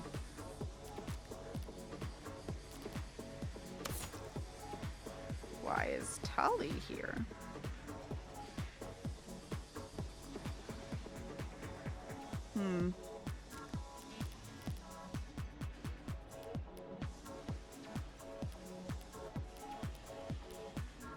Okay, well, Chromofuge, manufacturing machinery that processes organic fluids used in the production of warm androids. Removes byproducts, impurities, and pigments from android blood, thereby changing its color from red to pink. Okay. Got it. Flash fabrication, a method of manufacturing artificial microscopic compounds. That utilizes parallel nesting to assemble billions of simple structures in minutes or even seconds. Microscopic compounds. Yep. Nanomachines have been around for the better part of a century, but the time and resources required for their construction through traditional means was historically prohibitively expensive, limiting exploration of investment in nanotech. In the years since flash fabrication's introduction, use and demand for nanomachines has exploded, and scientists, doctors, and product designers have found brand new niches for them across every industry. Concerns about the ecological impact of this surge in nanomachine construction have been raised, though the official stance of the Nanolife Industrial Lobbying Group has remained unwavering. Nothing that small can possibly leave that big of an ecological footprint. I took a screenshot because I thought the same thing, but I don't know if you want to know the chemical compound since the game isn't saying. I mean, you can tell us. Because they did tell us, I guess. It's just... They did tell us. I mean, it was part of dialogue, so. Otherwise, I'll just assume it's the same. I am curious, though, because, you know, artificial microscopic compounds, an unknown compound in his blood. It's got carbon, nitrogen, oxygen, and hydrogen. So that's almost everything except for silicon. But it still makes me wonder if there's not something going on here. You know? Yeah. Tickets to K-pop Demon Hunter sing-along? That's so cute. Oh, that would be fun. That's adorable. And very sweet of you, Def. Love that.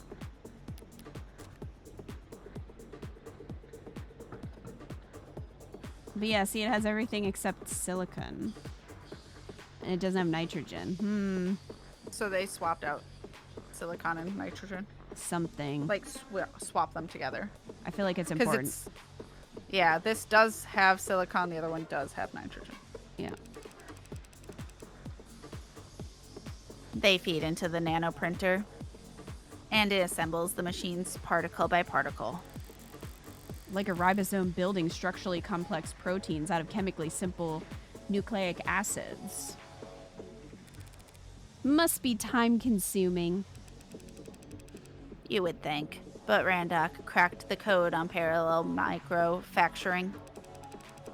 The inside's crystalline, sprawling, like an ant's nest. Raw materials enter at one of the thousands of different entry points, combining and recombining at intersections. The finished product ends up at the center and drips out in a liquid solution. Distilled nectar swimming with millions of nanites in just 2 minutes. Nectar? It's sticky? It can be, depending on the desired output, but the door vacuum seals while it's cooking, so don't worry.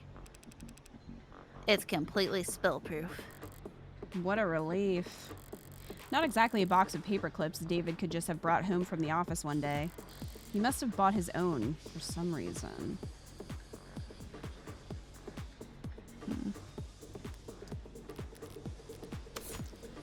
Nanofacture, a machine capable of assembling organic or inorganic compounds and even nanomachines after just 2 minutes of vacuum-sealed mixing. Found at Noble Factory's show floor, machines just like it are used throughout the production process of making their warm androids. I would like to point out that this is an evidence, so... It's gonna be used. Or at least we're gonna use it to ask a question. Yeah. What have we got on this data pad? Some kind of write-up? All right. On the subject of Sullivan's Peak, much of our world today, and in fact much of our world's economy, is heavily influenced by the uncanny valley. The thought experiment provides a simple and easily applied explanation for the gaps we see in the otherwise wide spectrum of automated dependence that assist us in nearly every industry on the planet. There's a very simple primal truth to it. The scrolling is broken. Okay. We like things that resemble the living, like cartoons and puppets and toys. And we like things that are damn near indistinguishable from the living, like whatever name Noble's latest products are being sold under. But there are deep, deep trenches between those two ends, where products are universally appalling to human sensibility. The Uncanny Valley will no doubt remain a useful tool for teaching, marketing, and design for generations to come. But already we are seeing ways in which it fails. It is becoming increasingly clear to us that the space between nearly indistinguishable and truly indistinguishable is much wider than we ever suspected. And it may not be the only part of the map that we must fear. I propose we bridge these gaps in knowledge by looking to the speculative fiction of Robert Sullivan, who in his most well-known work, Equal Under One Sky, described a concept which thereafter has been called Sullivan's Peak. Through the lens of his characters and their so very divided world, Sullivan demonstrated that the Uncanny Valley does, in fact, have its own peak on the other side, a point past which making an artificial existence any more human in its features serves only to make the user experience more uncomfortable, more difficult, and more fraught with moral pitfalls. Once you reach Sullivan's Peak, traveling any further only has diminishing returns. Okay, so basically, like, there's only you can only get so close to making them look human, and then after a certain point, it just gets uncomfortable. Uncanny Valley-ish. Yeah. The implications of this idea are far-reaching. We will very soon reach a point at which the designers of ads can only make their creations less lifelike or less likable. A hard stopping point for technological progress. What then, we must ask? Oop! Looks like you forgot to sign in to this device. Drop your thumbprint below and we'll get you squared away so you can keep reading. Thanks. Surprised to find reading material like that around here. Were they passing it around as a gag? Or are they actually afraid of Sullivan's Peak around here? Noble must be wary of it. Yeah. If the peak does exist, they'll be coming up on it fast now that androids are warm. Noble's entire product line, maybe their entire industry could go bottoms up. If you were like, wait, did we get it wrong? Yeah, I'm like, where's our chips? There's our chips. We did it. Noble's entire product line, maybe their entire industry could go bottoms up if people start to think it's cruel. If Sarah's any indication of where their androids are headed, I could see some people getting uncomfortable. Start to treat them realistically. Or like, Mm-hmm. feel bad. All done. You ready to get the ad handled? Thanks for humoring me. Can you have it step into the scanner? As he says. Understood. Right then. What are we looking at here? Whoa. There's a lot to unpack here. We theorize that it may have been Asher's pincushion. A pincushion, huh? That would explain some of what I'm reading here. What language is that on the screen? Tess. You know, Tesseract. All Noble products and, well, pretty much all products, period, are programmed in Tess. Easy to read and write. They stay compliant. Now this model, what's it go by? Sarah. This Sarah model. It's got everything the 16th line has, that's for sure. Organic skin, hybrid muscles, advanced facial processing and emoting. But there's a lot crammed in here that's still in development. Like, in the idea phases. Solar cell hair strands, decentralized redundant power, mental and physical overclocking with extended tolerances. Data storage so large I can't. No, wow. He had to measure it using... Hell of a poker face. Wait, decryption and signal hijacking? That's... Hacking? essentially. Does that mean it could hack its own tenants? No, that's unthinkable. Literally, for an ad. For an ad to break its tenets would be like you stepping into traffic or dropping a baby. Morgan would do that. Okay. Yeah, Either of those things. That's very true.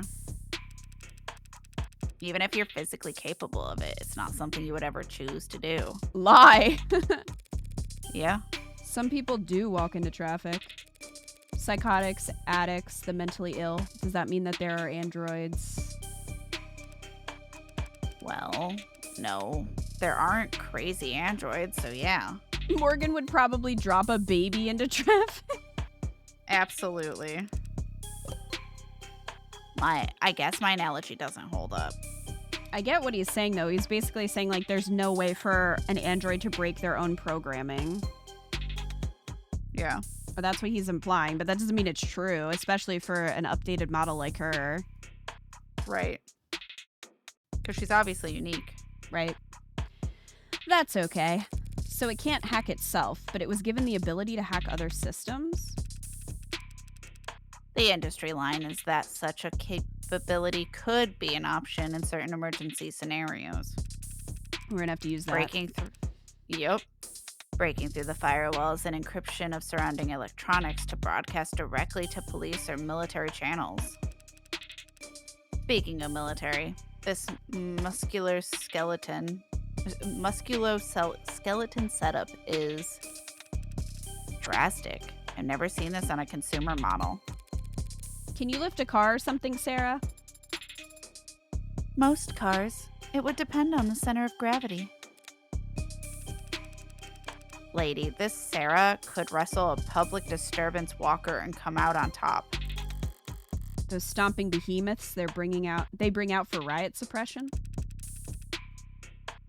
And in terms of computational ability, the estimate says that can't be right. Look, Dawes, I was actually hoping you could tell me something about the software, the metadata. Who worked on it and when? Right. Okay. Well, that's unfortunate. The editing logs have been purged.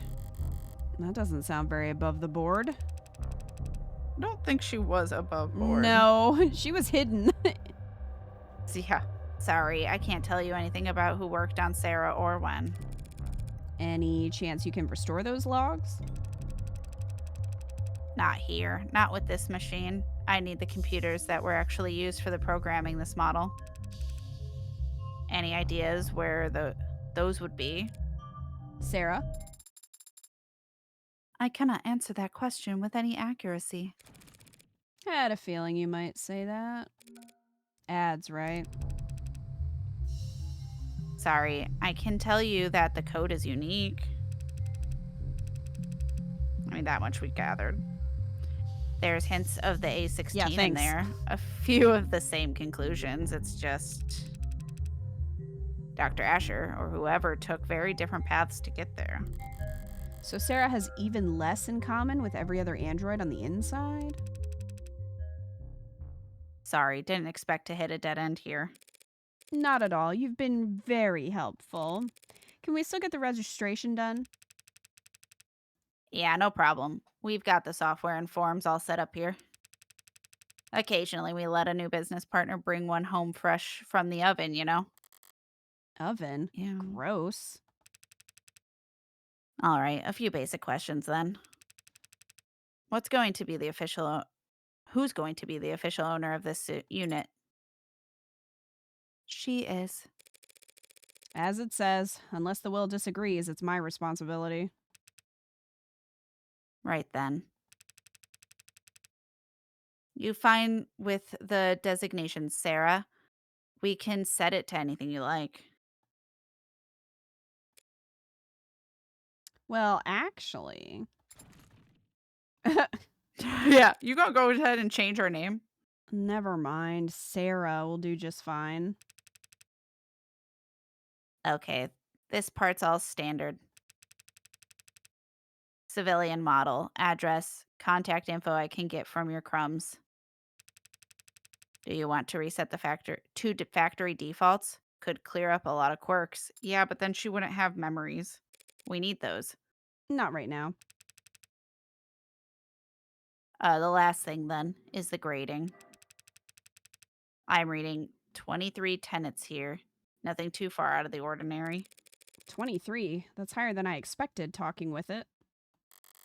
She seemed more malleable than that. Don't blame yourself. Guessing tenant count from outward appearance has become a crapshoot.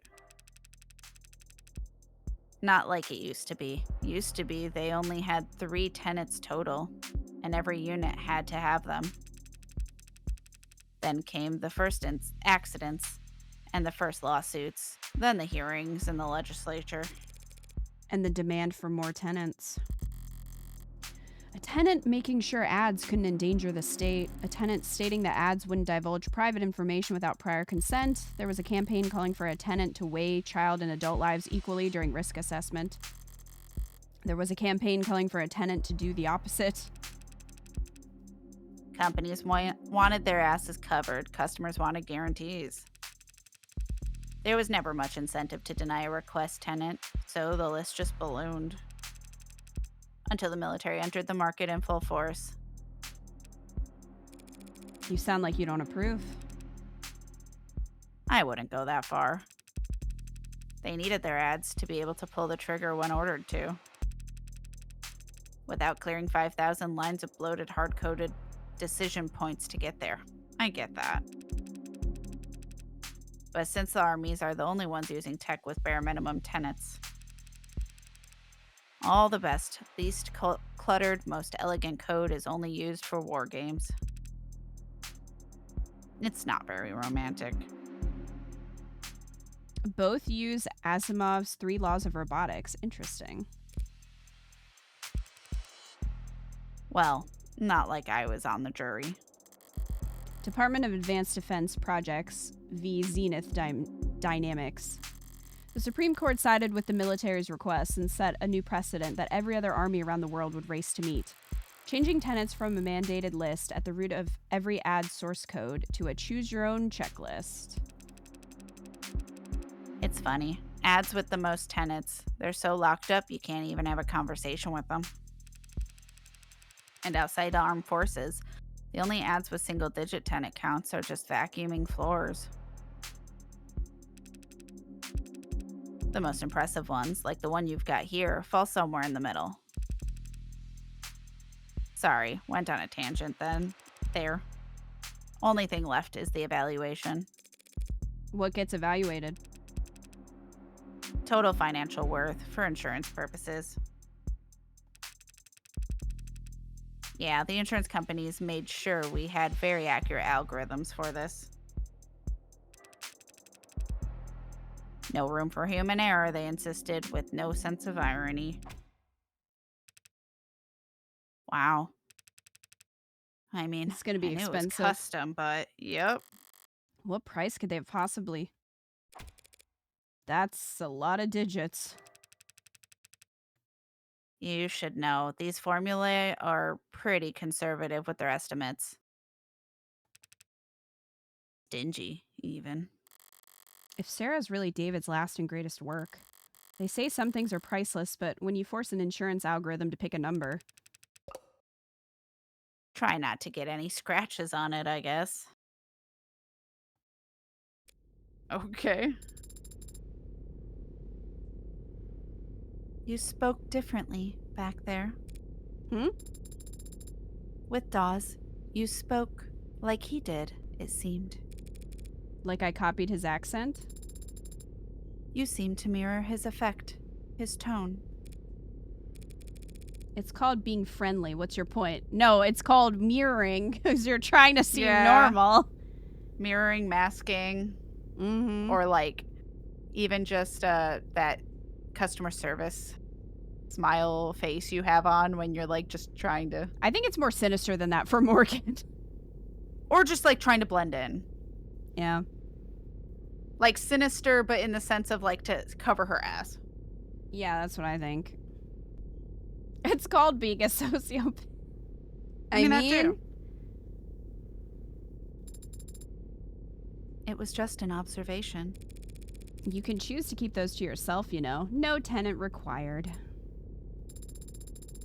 Why are you so concerned about registering me in the first place, Adonai?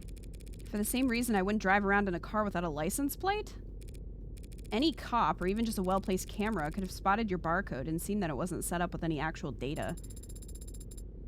Then they would have arrested me, and then they would have thrown me in the slammer. No, they would have arrested me and put you in an evidence locker. An android can't get arrested? People get arrested. Property gets seized. And then smashed. Great. You put us over the weight limit. Rude. I did no such. Automated. Morgan, counselor, your presence has been requested on the upper floors. Who's asking? Vice President of Android Futures, Helen Jung. Shouldn't have assumed I still had the opening move. Tell her I'll be right up. I'll redirect your elevator now. Taking control of your elevator is very Convenient. forceful. As if Noble is trying to directly steer your investigation. If Noble wanted to shut me down, they wouldn't bother to be subtle. I suppose they could simply refuse to cooperate. Or just let the elevator drop. Yep. Yeah.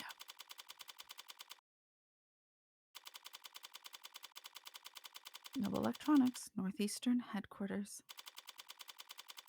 Executive Office, Jung.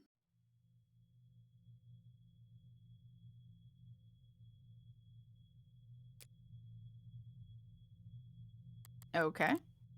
Right. Speaking first is a sign of weakness, is it? And here I thought I could avoid wading into the swamp of corporate pretend power dynamics. All right, so should we speak first or let her stew?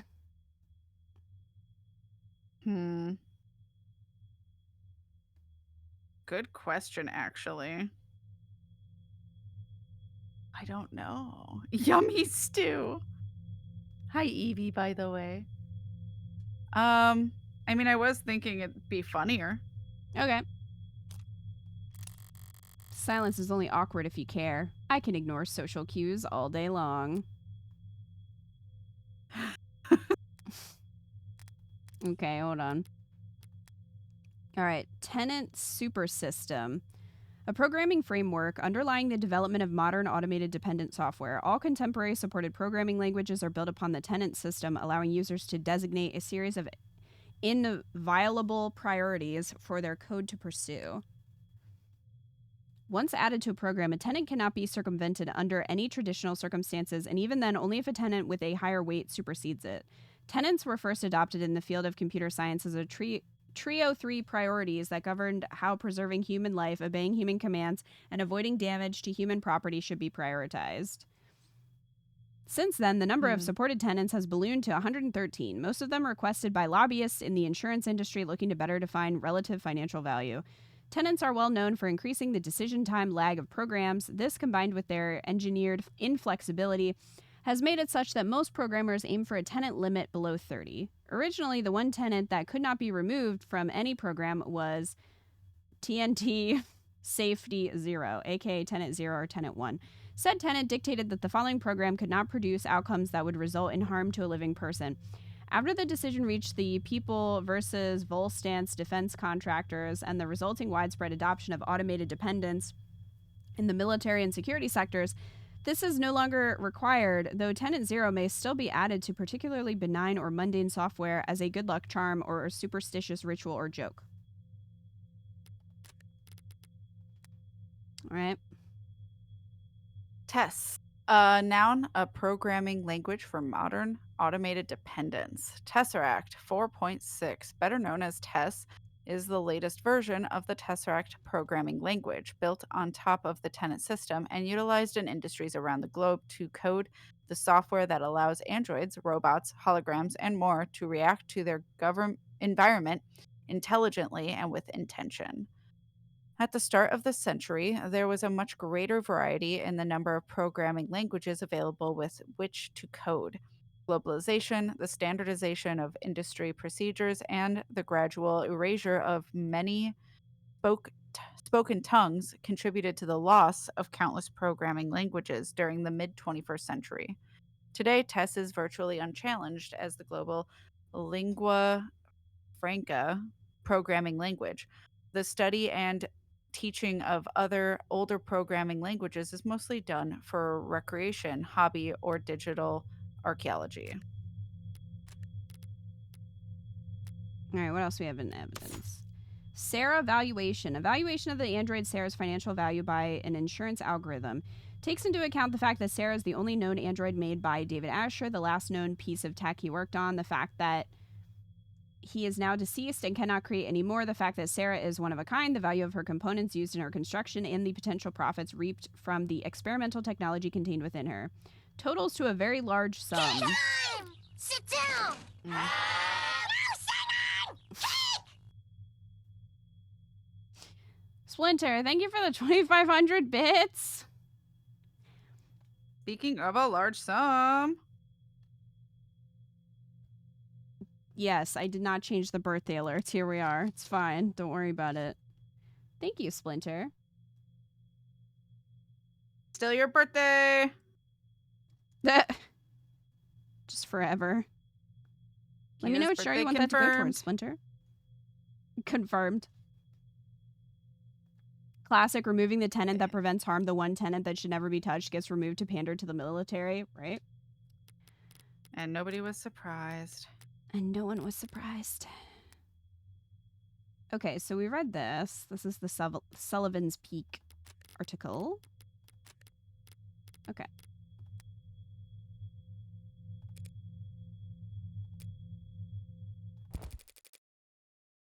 I always liked this time of day.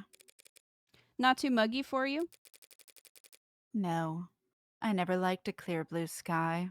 It always seemed cold to me. You're in luck. The sky gets more colorful every year. As the air quality drops. Childish, isn't it? Marveling at the small sheen of rainbow dancing on the surface of a massive oil spill. Apologies for waxing poetic. It's been a very unusual 24 hours around here. Dr. Young. Just Miss is fine.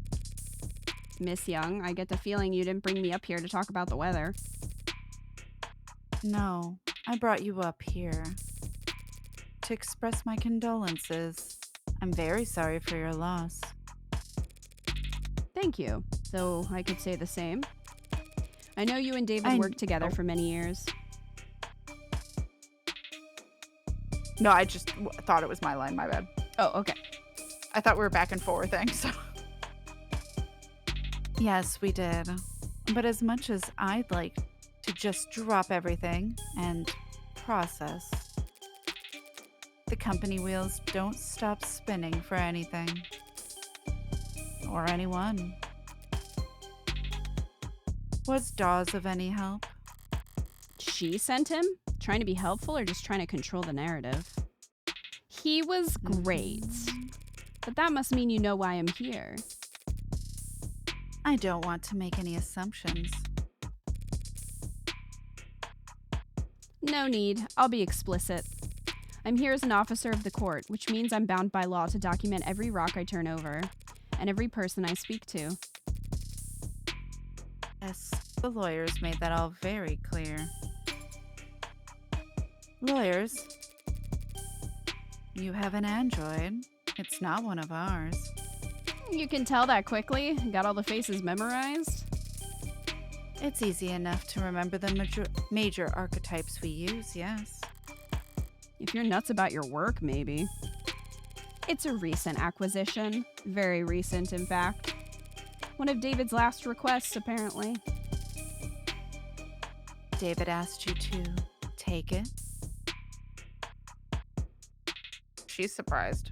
I know, and that's why I was kind of like, maybe she didn't work on it with him. Unless she's just acting, which she could be. Yeah. I've been told that you've been to David's estate already. The police gave me full access to the scene. Then you know that he wasn't alone that night. It was Yes. I. Yeah. There was a single witness who met with him and called emergency services when he fainted. I was that witness. Yeah, To we no kind of one's thought surprise. that this. I love how the To music stopped literally and she's like no being dramatic. one's. She's like, "It was me," and we're like, "Yeah, we know." Yeah. Got that. Thanks. Really? Obviously.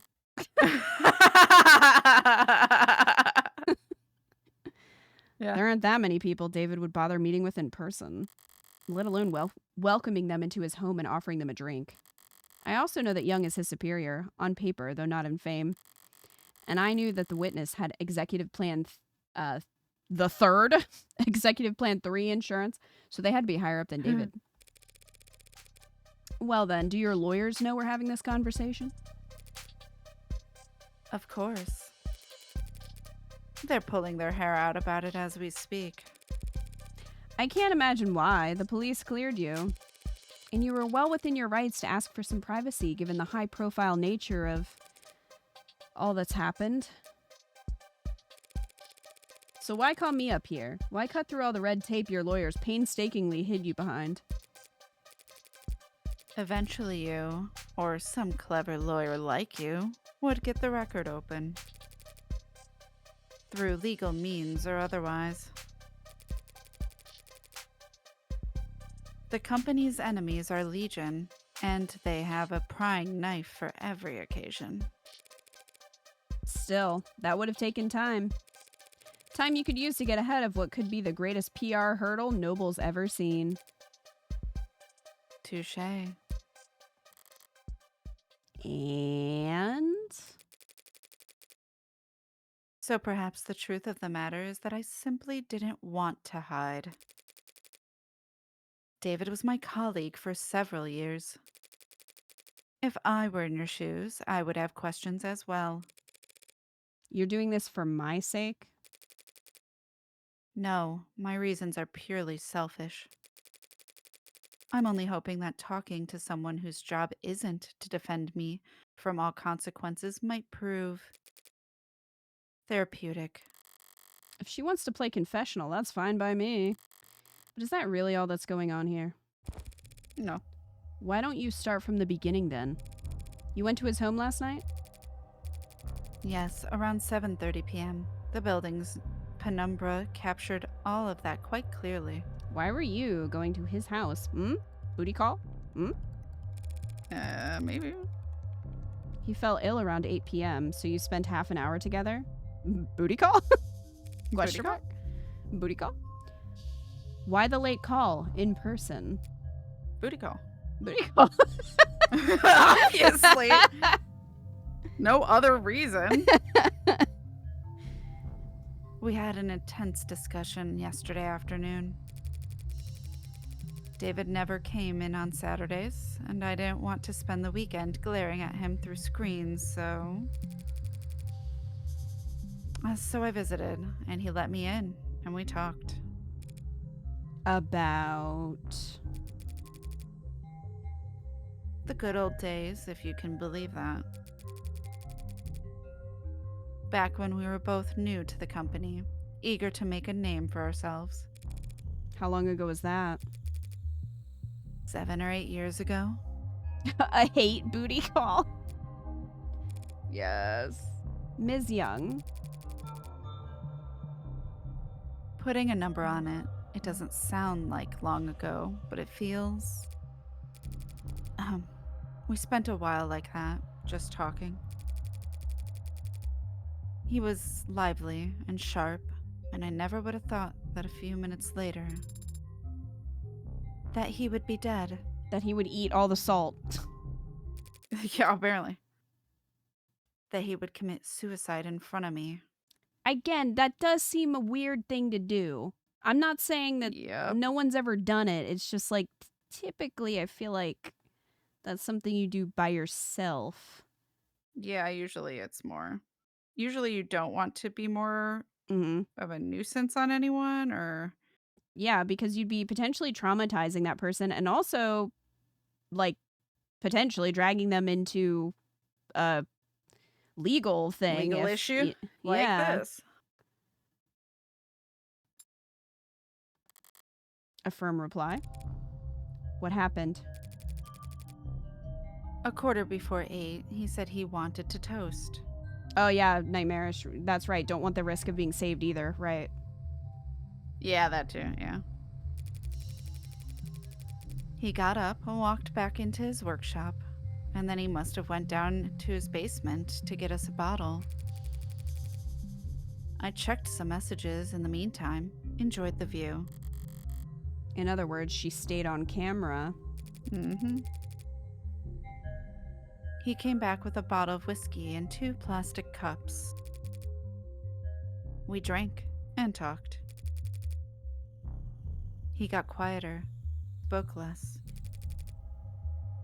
I thought he was just getting drunk. I didn't get worried until he started to fall asleep. She said he brought up whiskey and 2 cups. So if the bottle had been poisoned prior, then they would have both drank the poison, right? Right. Unless she wasn't actually drinking. Possible. Because I guess they're saying that, like, he put something in his own drink and not hers. Yeah. But, yeah, That is the I idea, don't believe but- that. Yeah. You tried to wake him? He wasn't responding. Her cup was confirmed free of toxins. Right, but I guess they do have camera footage, so I would assume she was drinking then. Yeah. I tried to shake him awake, but he didn't seem... I left him and ran to the kitchen to use the security system. Could have also been a 2-part poison that only becomes reactive when combined with another substance he'd been dosed with prior. Yeah. That's what you were wondering, if it was, like, interactive with the alcohol, right? Yeah. But if she was drinking it too...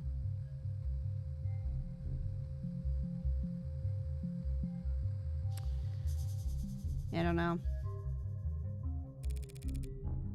Didn't think to use your phone? No. I think if she had put something into his drink, the camera would have caught it. But you would also think that if he had put something into his drink, the camera would have caught it. Yeah. Unless he did so before he came upstairs. Which is possible. Did he use the inhaler thingy? I don't think we found an inhaler. No, we didn't. So as far as we know, he did not.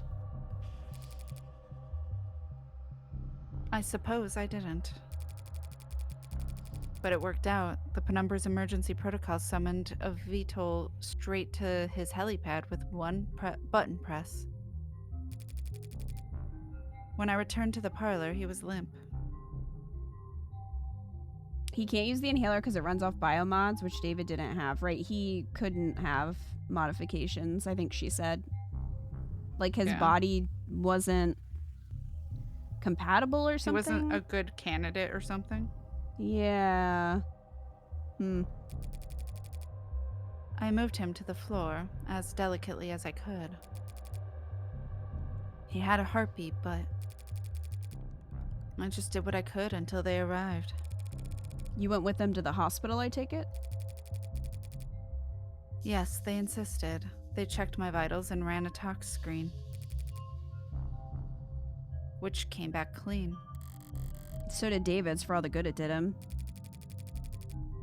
I wasn't paying close attention to what they were saying at that point.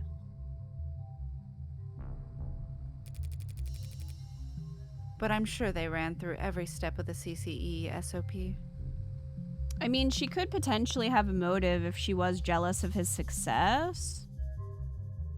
Yeah. But I don't know. That's what they're paid to do. You seem certain that it was suicide. Yes. Well, I mean, did he show any signs? Yeah. Why? As I said, he got quieter as the time passed and he spoke less. Okay, that's the poison. Yeah. But the last thing he said to me, the last clear thing he said, was that he was happy ending it here. Said he was content. He could have been referring to quitting his job, though. Right. Or, I mean, he could have been referring to anything. But I wonder if he was going to leave Noble and they didn't want him to because of trade secrets. Yeah. That wouldn't surprise me. But yeah, that doesn't necessarily mean he was talking about his life. He could have just been like, I'm getting out of tech. I don't want to work for Noble anymore. Mm-hmm. It could have been a couple different things, you know? Or like, I Right. don't want to work on ads anymore. Like, he made Sarah and that was it. Yeah. Or even just retiring. I mean, he had a bunch of money. Yeah. And he downed his glass after that. What were you talking about before that, though? Yeah. He drank every last drop. Yeah, Also, he she could wanted just be alcohol. lying Yeah. about what they said. But that's not conclusive evidence. Bish. Yeah. Does that sound like David Asher to you? Curious, restless, perfectionist David? No, I guess it doesn't. Okay. I just realized what it means. That's spoilers, but it makes me appreciate the writing a lot. Hey, I'm glad you're getting something out of watching it after Yeah. you've played it, Crab. Cool. Okay. You said CCE Standard Operating Procedure a moment ago. What is that? CCE stands for Counter Corporate Espionage, which is just industry doublespeak for corporate espionage. Only used in self-defense, you understand? So Noble anticipates employees at your level getting poisoned? I mean, they give us all kinds of CCE training. Subtly, of course. Usually disguised on the itinerary as leadership workshops or psychiatric evaluations. They train you to expect to get murdered at these leadership workshops? Murder is fairly rare at our level. More likely they'll want us too sick to work. Let us drain the company resources in a hospital bed while our position sits vacant. That's smart, like snipers purposefully avoiding vital areas to strain the enemy's medical resources. That's terrible. Like snipers purposely avoiding vital areas in order to strain the enemy's medical resources. Morgan, you're really, like, starting to come across as an android. Yep. That's nothing compared to when they want to turn an asset. Feel ill for the rest of your life with an undiagnosable malady. Or become our mole, and we'll send you the antidote every 2 weeks. That's a nasty piece of work. It's a nasty line of work. Consulting. I'm sorry? That's just what they call it. Can't exactly put corporate spy on your CV. Why So- not? So every consultant I've met at a cocktail party was actually... It depends. Did they say that they're consultants? Or did they say they were in consulting? How the hell am I supposed to remember? So do your people think that what happened to David was a deliberate attack? Noble's competitors have been trying to get to David for years. Maybe they had and he was leaving. Mm-hmm. And that's the timescale their plans operate on. Didn't that dude say he used to be in consulting? Yes, he did. Great. Huh. Was that Dawes? Yeah. Who said I that? think Hmm. so. Suspect. She sent Dawes Right. to talk to us. If this was an attack from a rival corporation, the company would have seen it coming. Would they have? And they'd probably have struck first.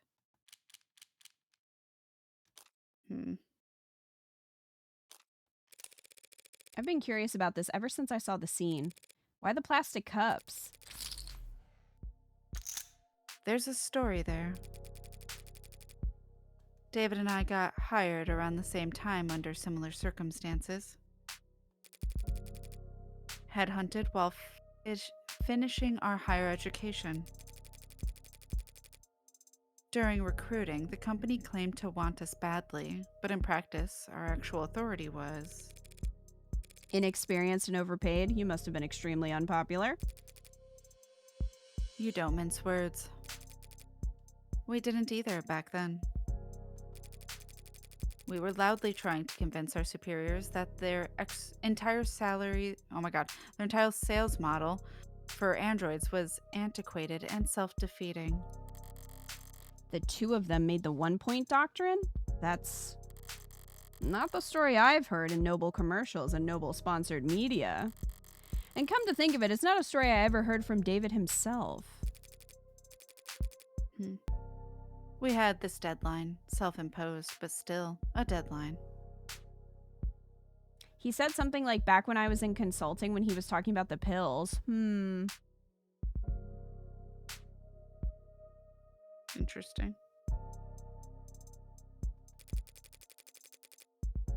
We wanted to get our pitch to the president of international sales by the end of day.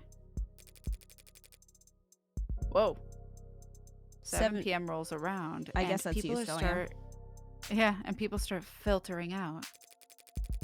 David still has his head buried in diagrams and sales figures. Imagine a technical man like him, a programmer, trying to make a sales pitch. The clock hits 9, and even the zombies start heading home. I turn to David, tell him that it's not going to happen.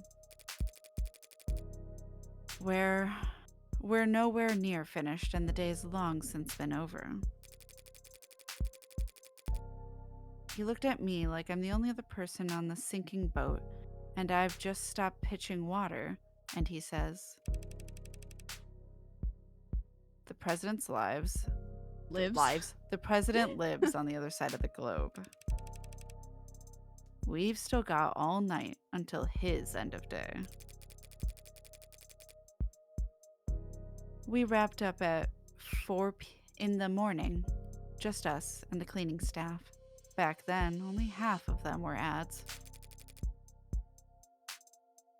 Finally, he sends the message, and I'm ready to collapse. I've got nothing.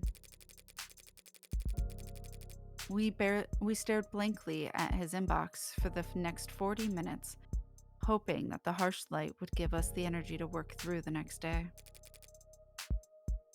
And we got a response. It wasn't long, but it showed he was interested. I was.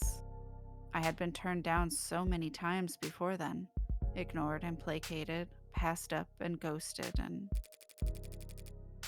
But together, David and I, we had finally gotten a win. The pillars remind me of, like, pixelated lava. Yeah. It's like a lava lamp. So David asks if I've got anything to drink. I've got a bottle of some swill in a cabinet at my desk, but he doesn't want to drink from the bottle. He says he wants to toast. So we sat there at 5:19 in the morning, toasting awful vodka to one another in cups we grabbed from the break room. Toasting our first victory against the corporate beast. Between the lack of sleep and the drinking, the next day at work was hell. Sounds like a good memory. Plastic cups and liquor. That was our little ritual. So I didn't think twice when he presented me with my cup. It was ceremony for us.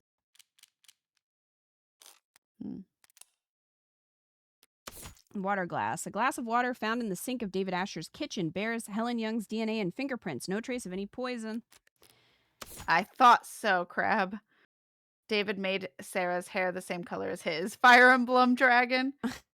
I did notice that too, because I thought he did in the previews of what we saw, or like maybe his dialogue name was that color or something. So when I saw her hair, I was like, oh, I think she looks like him, but I couldn't remember. All right, so they had their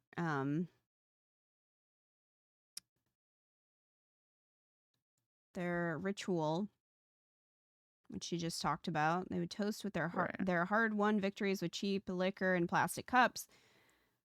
In commemoration of their first big win, convincing Noble Electronics to adopt what became known as the one-point doctrine approach to Android manufacturing, emphasizing quality over quantity.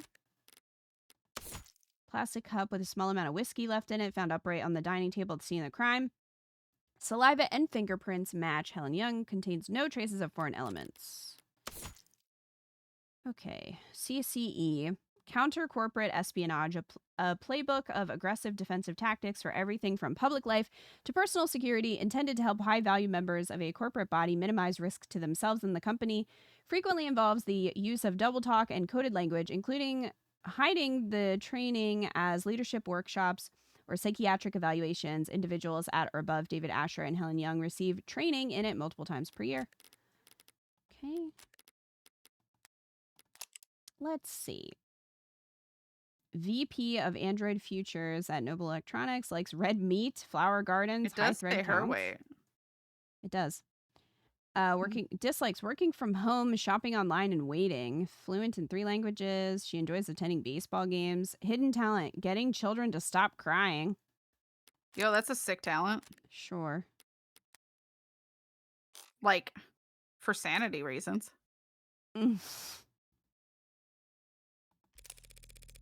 As VP of Android Futures, you're David's superior, aren't you? That's correct. Didn't you join the company at around the same time? David was always more interested in his work than he was climbing the ladder. He didn't like playing the corporate politics game. So was he unpopular around here? Not unpopular, no.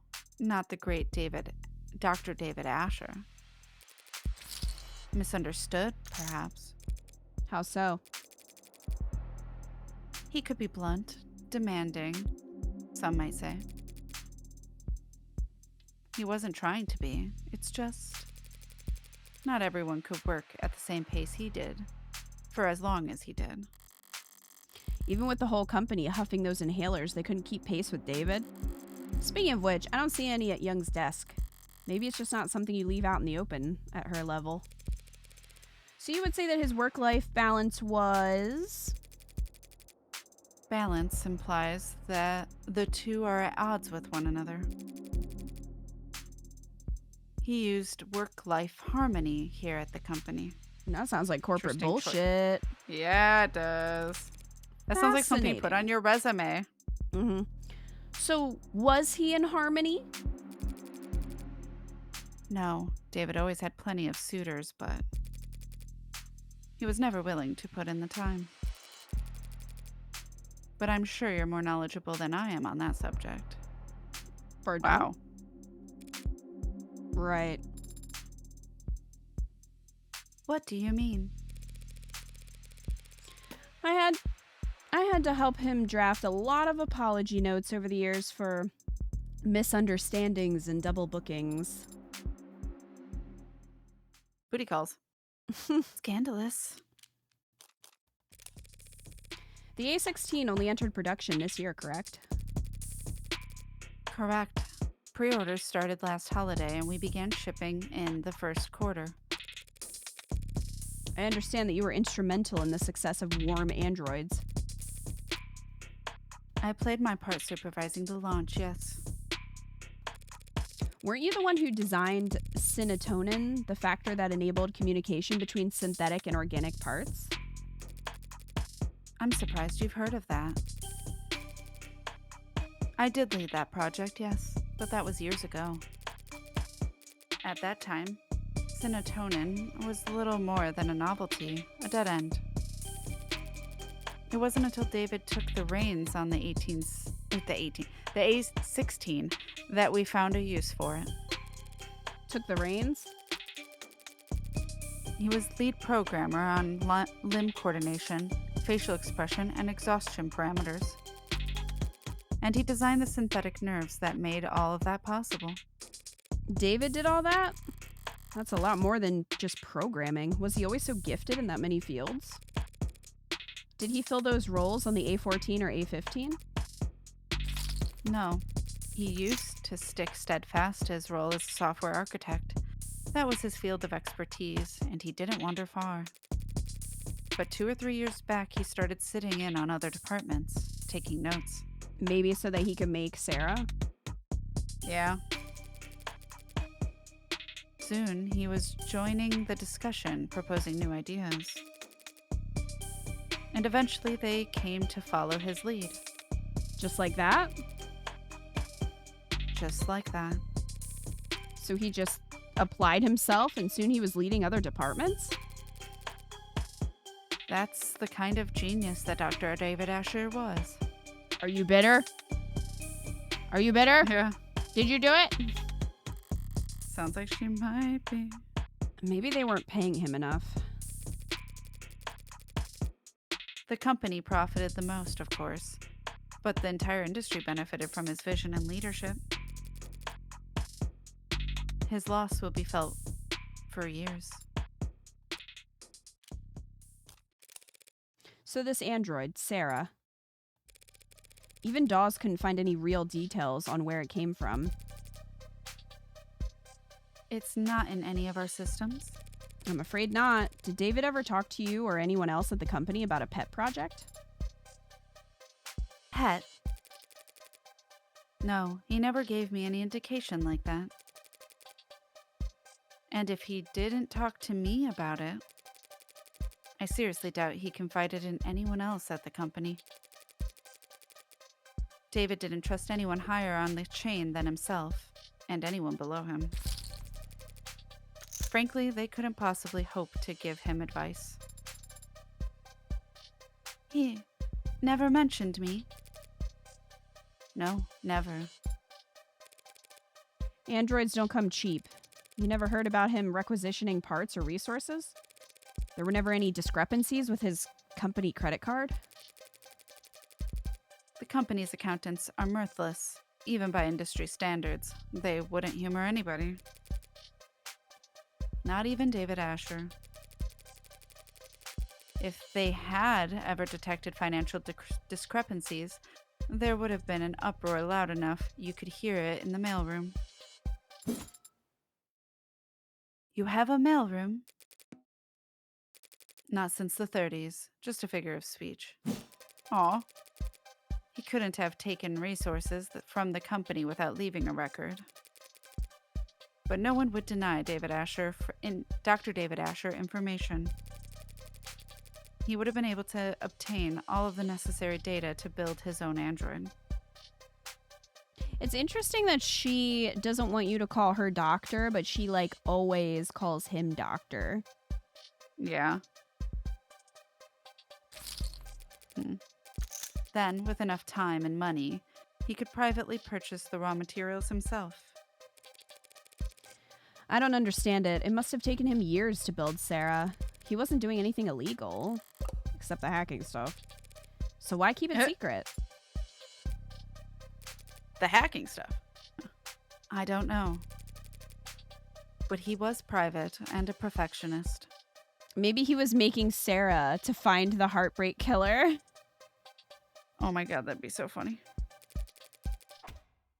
Perhaps he simply wasn't proud of his results. Damn. Aww. Could be. Well, thanks for taking the time to talk to me. I'm sure this has been a difficult day for you. A difficult day for all of us. A message from Fran? I'm running out of leads to chase. The brat better have good news. Are you really going to take this to court? That's my plan. The circumstances may be irregular, but I'm still defending a client from a criminal charge. It's my responsibility to argue that he's not guilty of what he's been accused of. And is that what you believe? That he didn't commit suicide? I guess I haven't decided what I believe. Damn.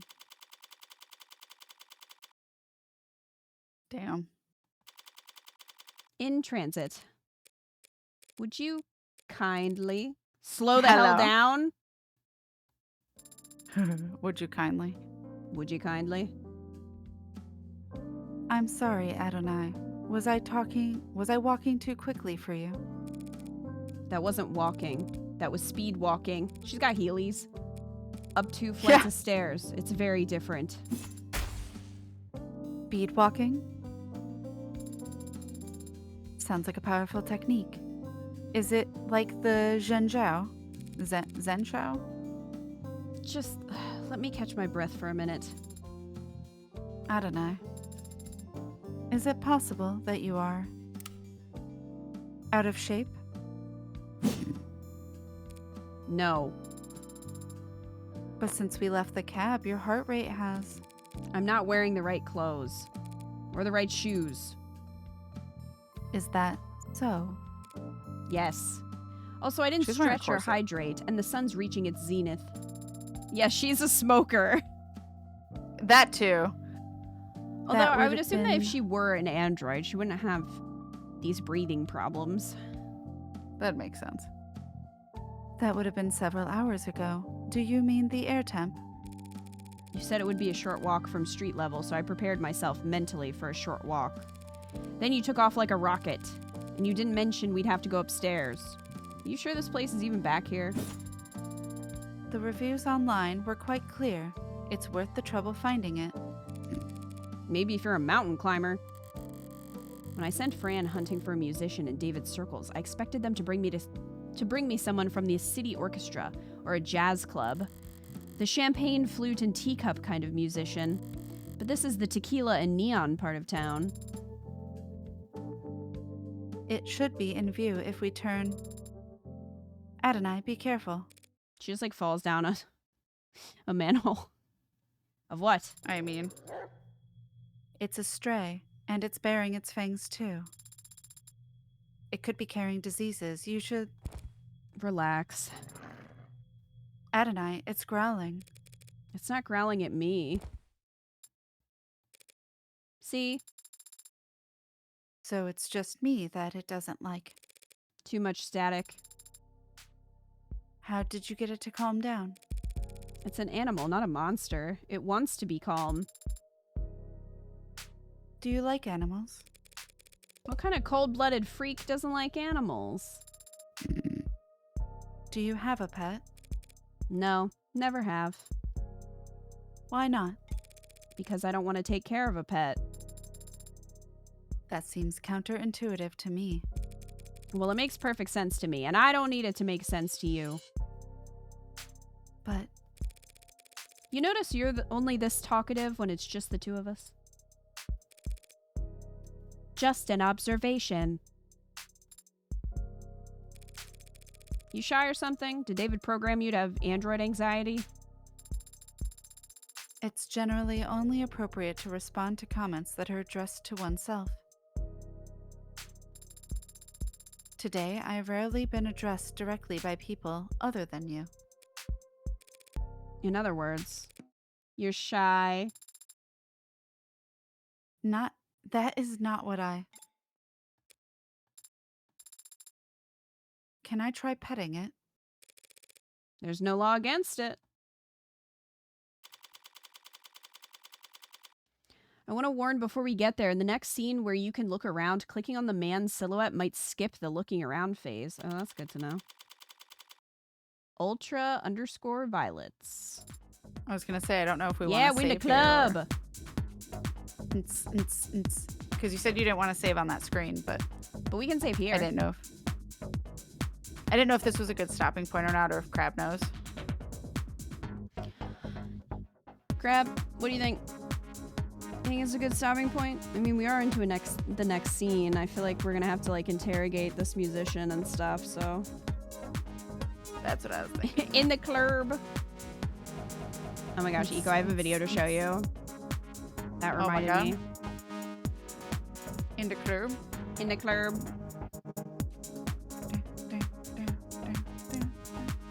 This makes me think of like the Mass Effect, like the different bars and clubs you can go in.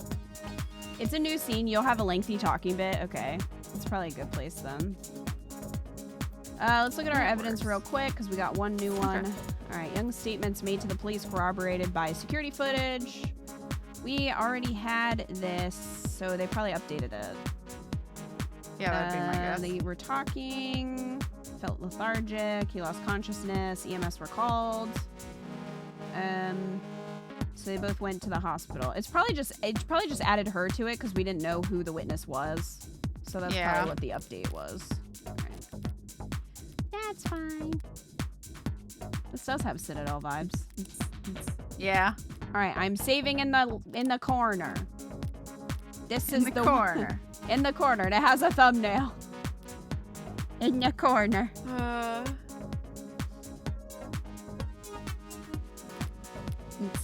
Okay. Well, next time we play, we will check out the club. Try to find this musician and interrogate him. Yes. But that'll be next week. Yes. Thank you guys for hanging out with us tonight. Yes, thank you guys so much. We hope you enjoyed the stream. Next, it should be on Friday, probably, Yeah. for the next one.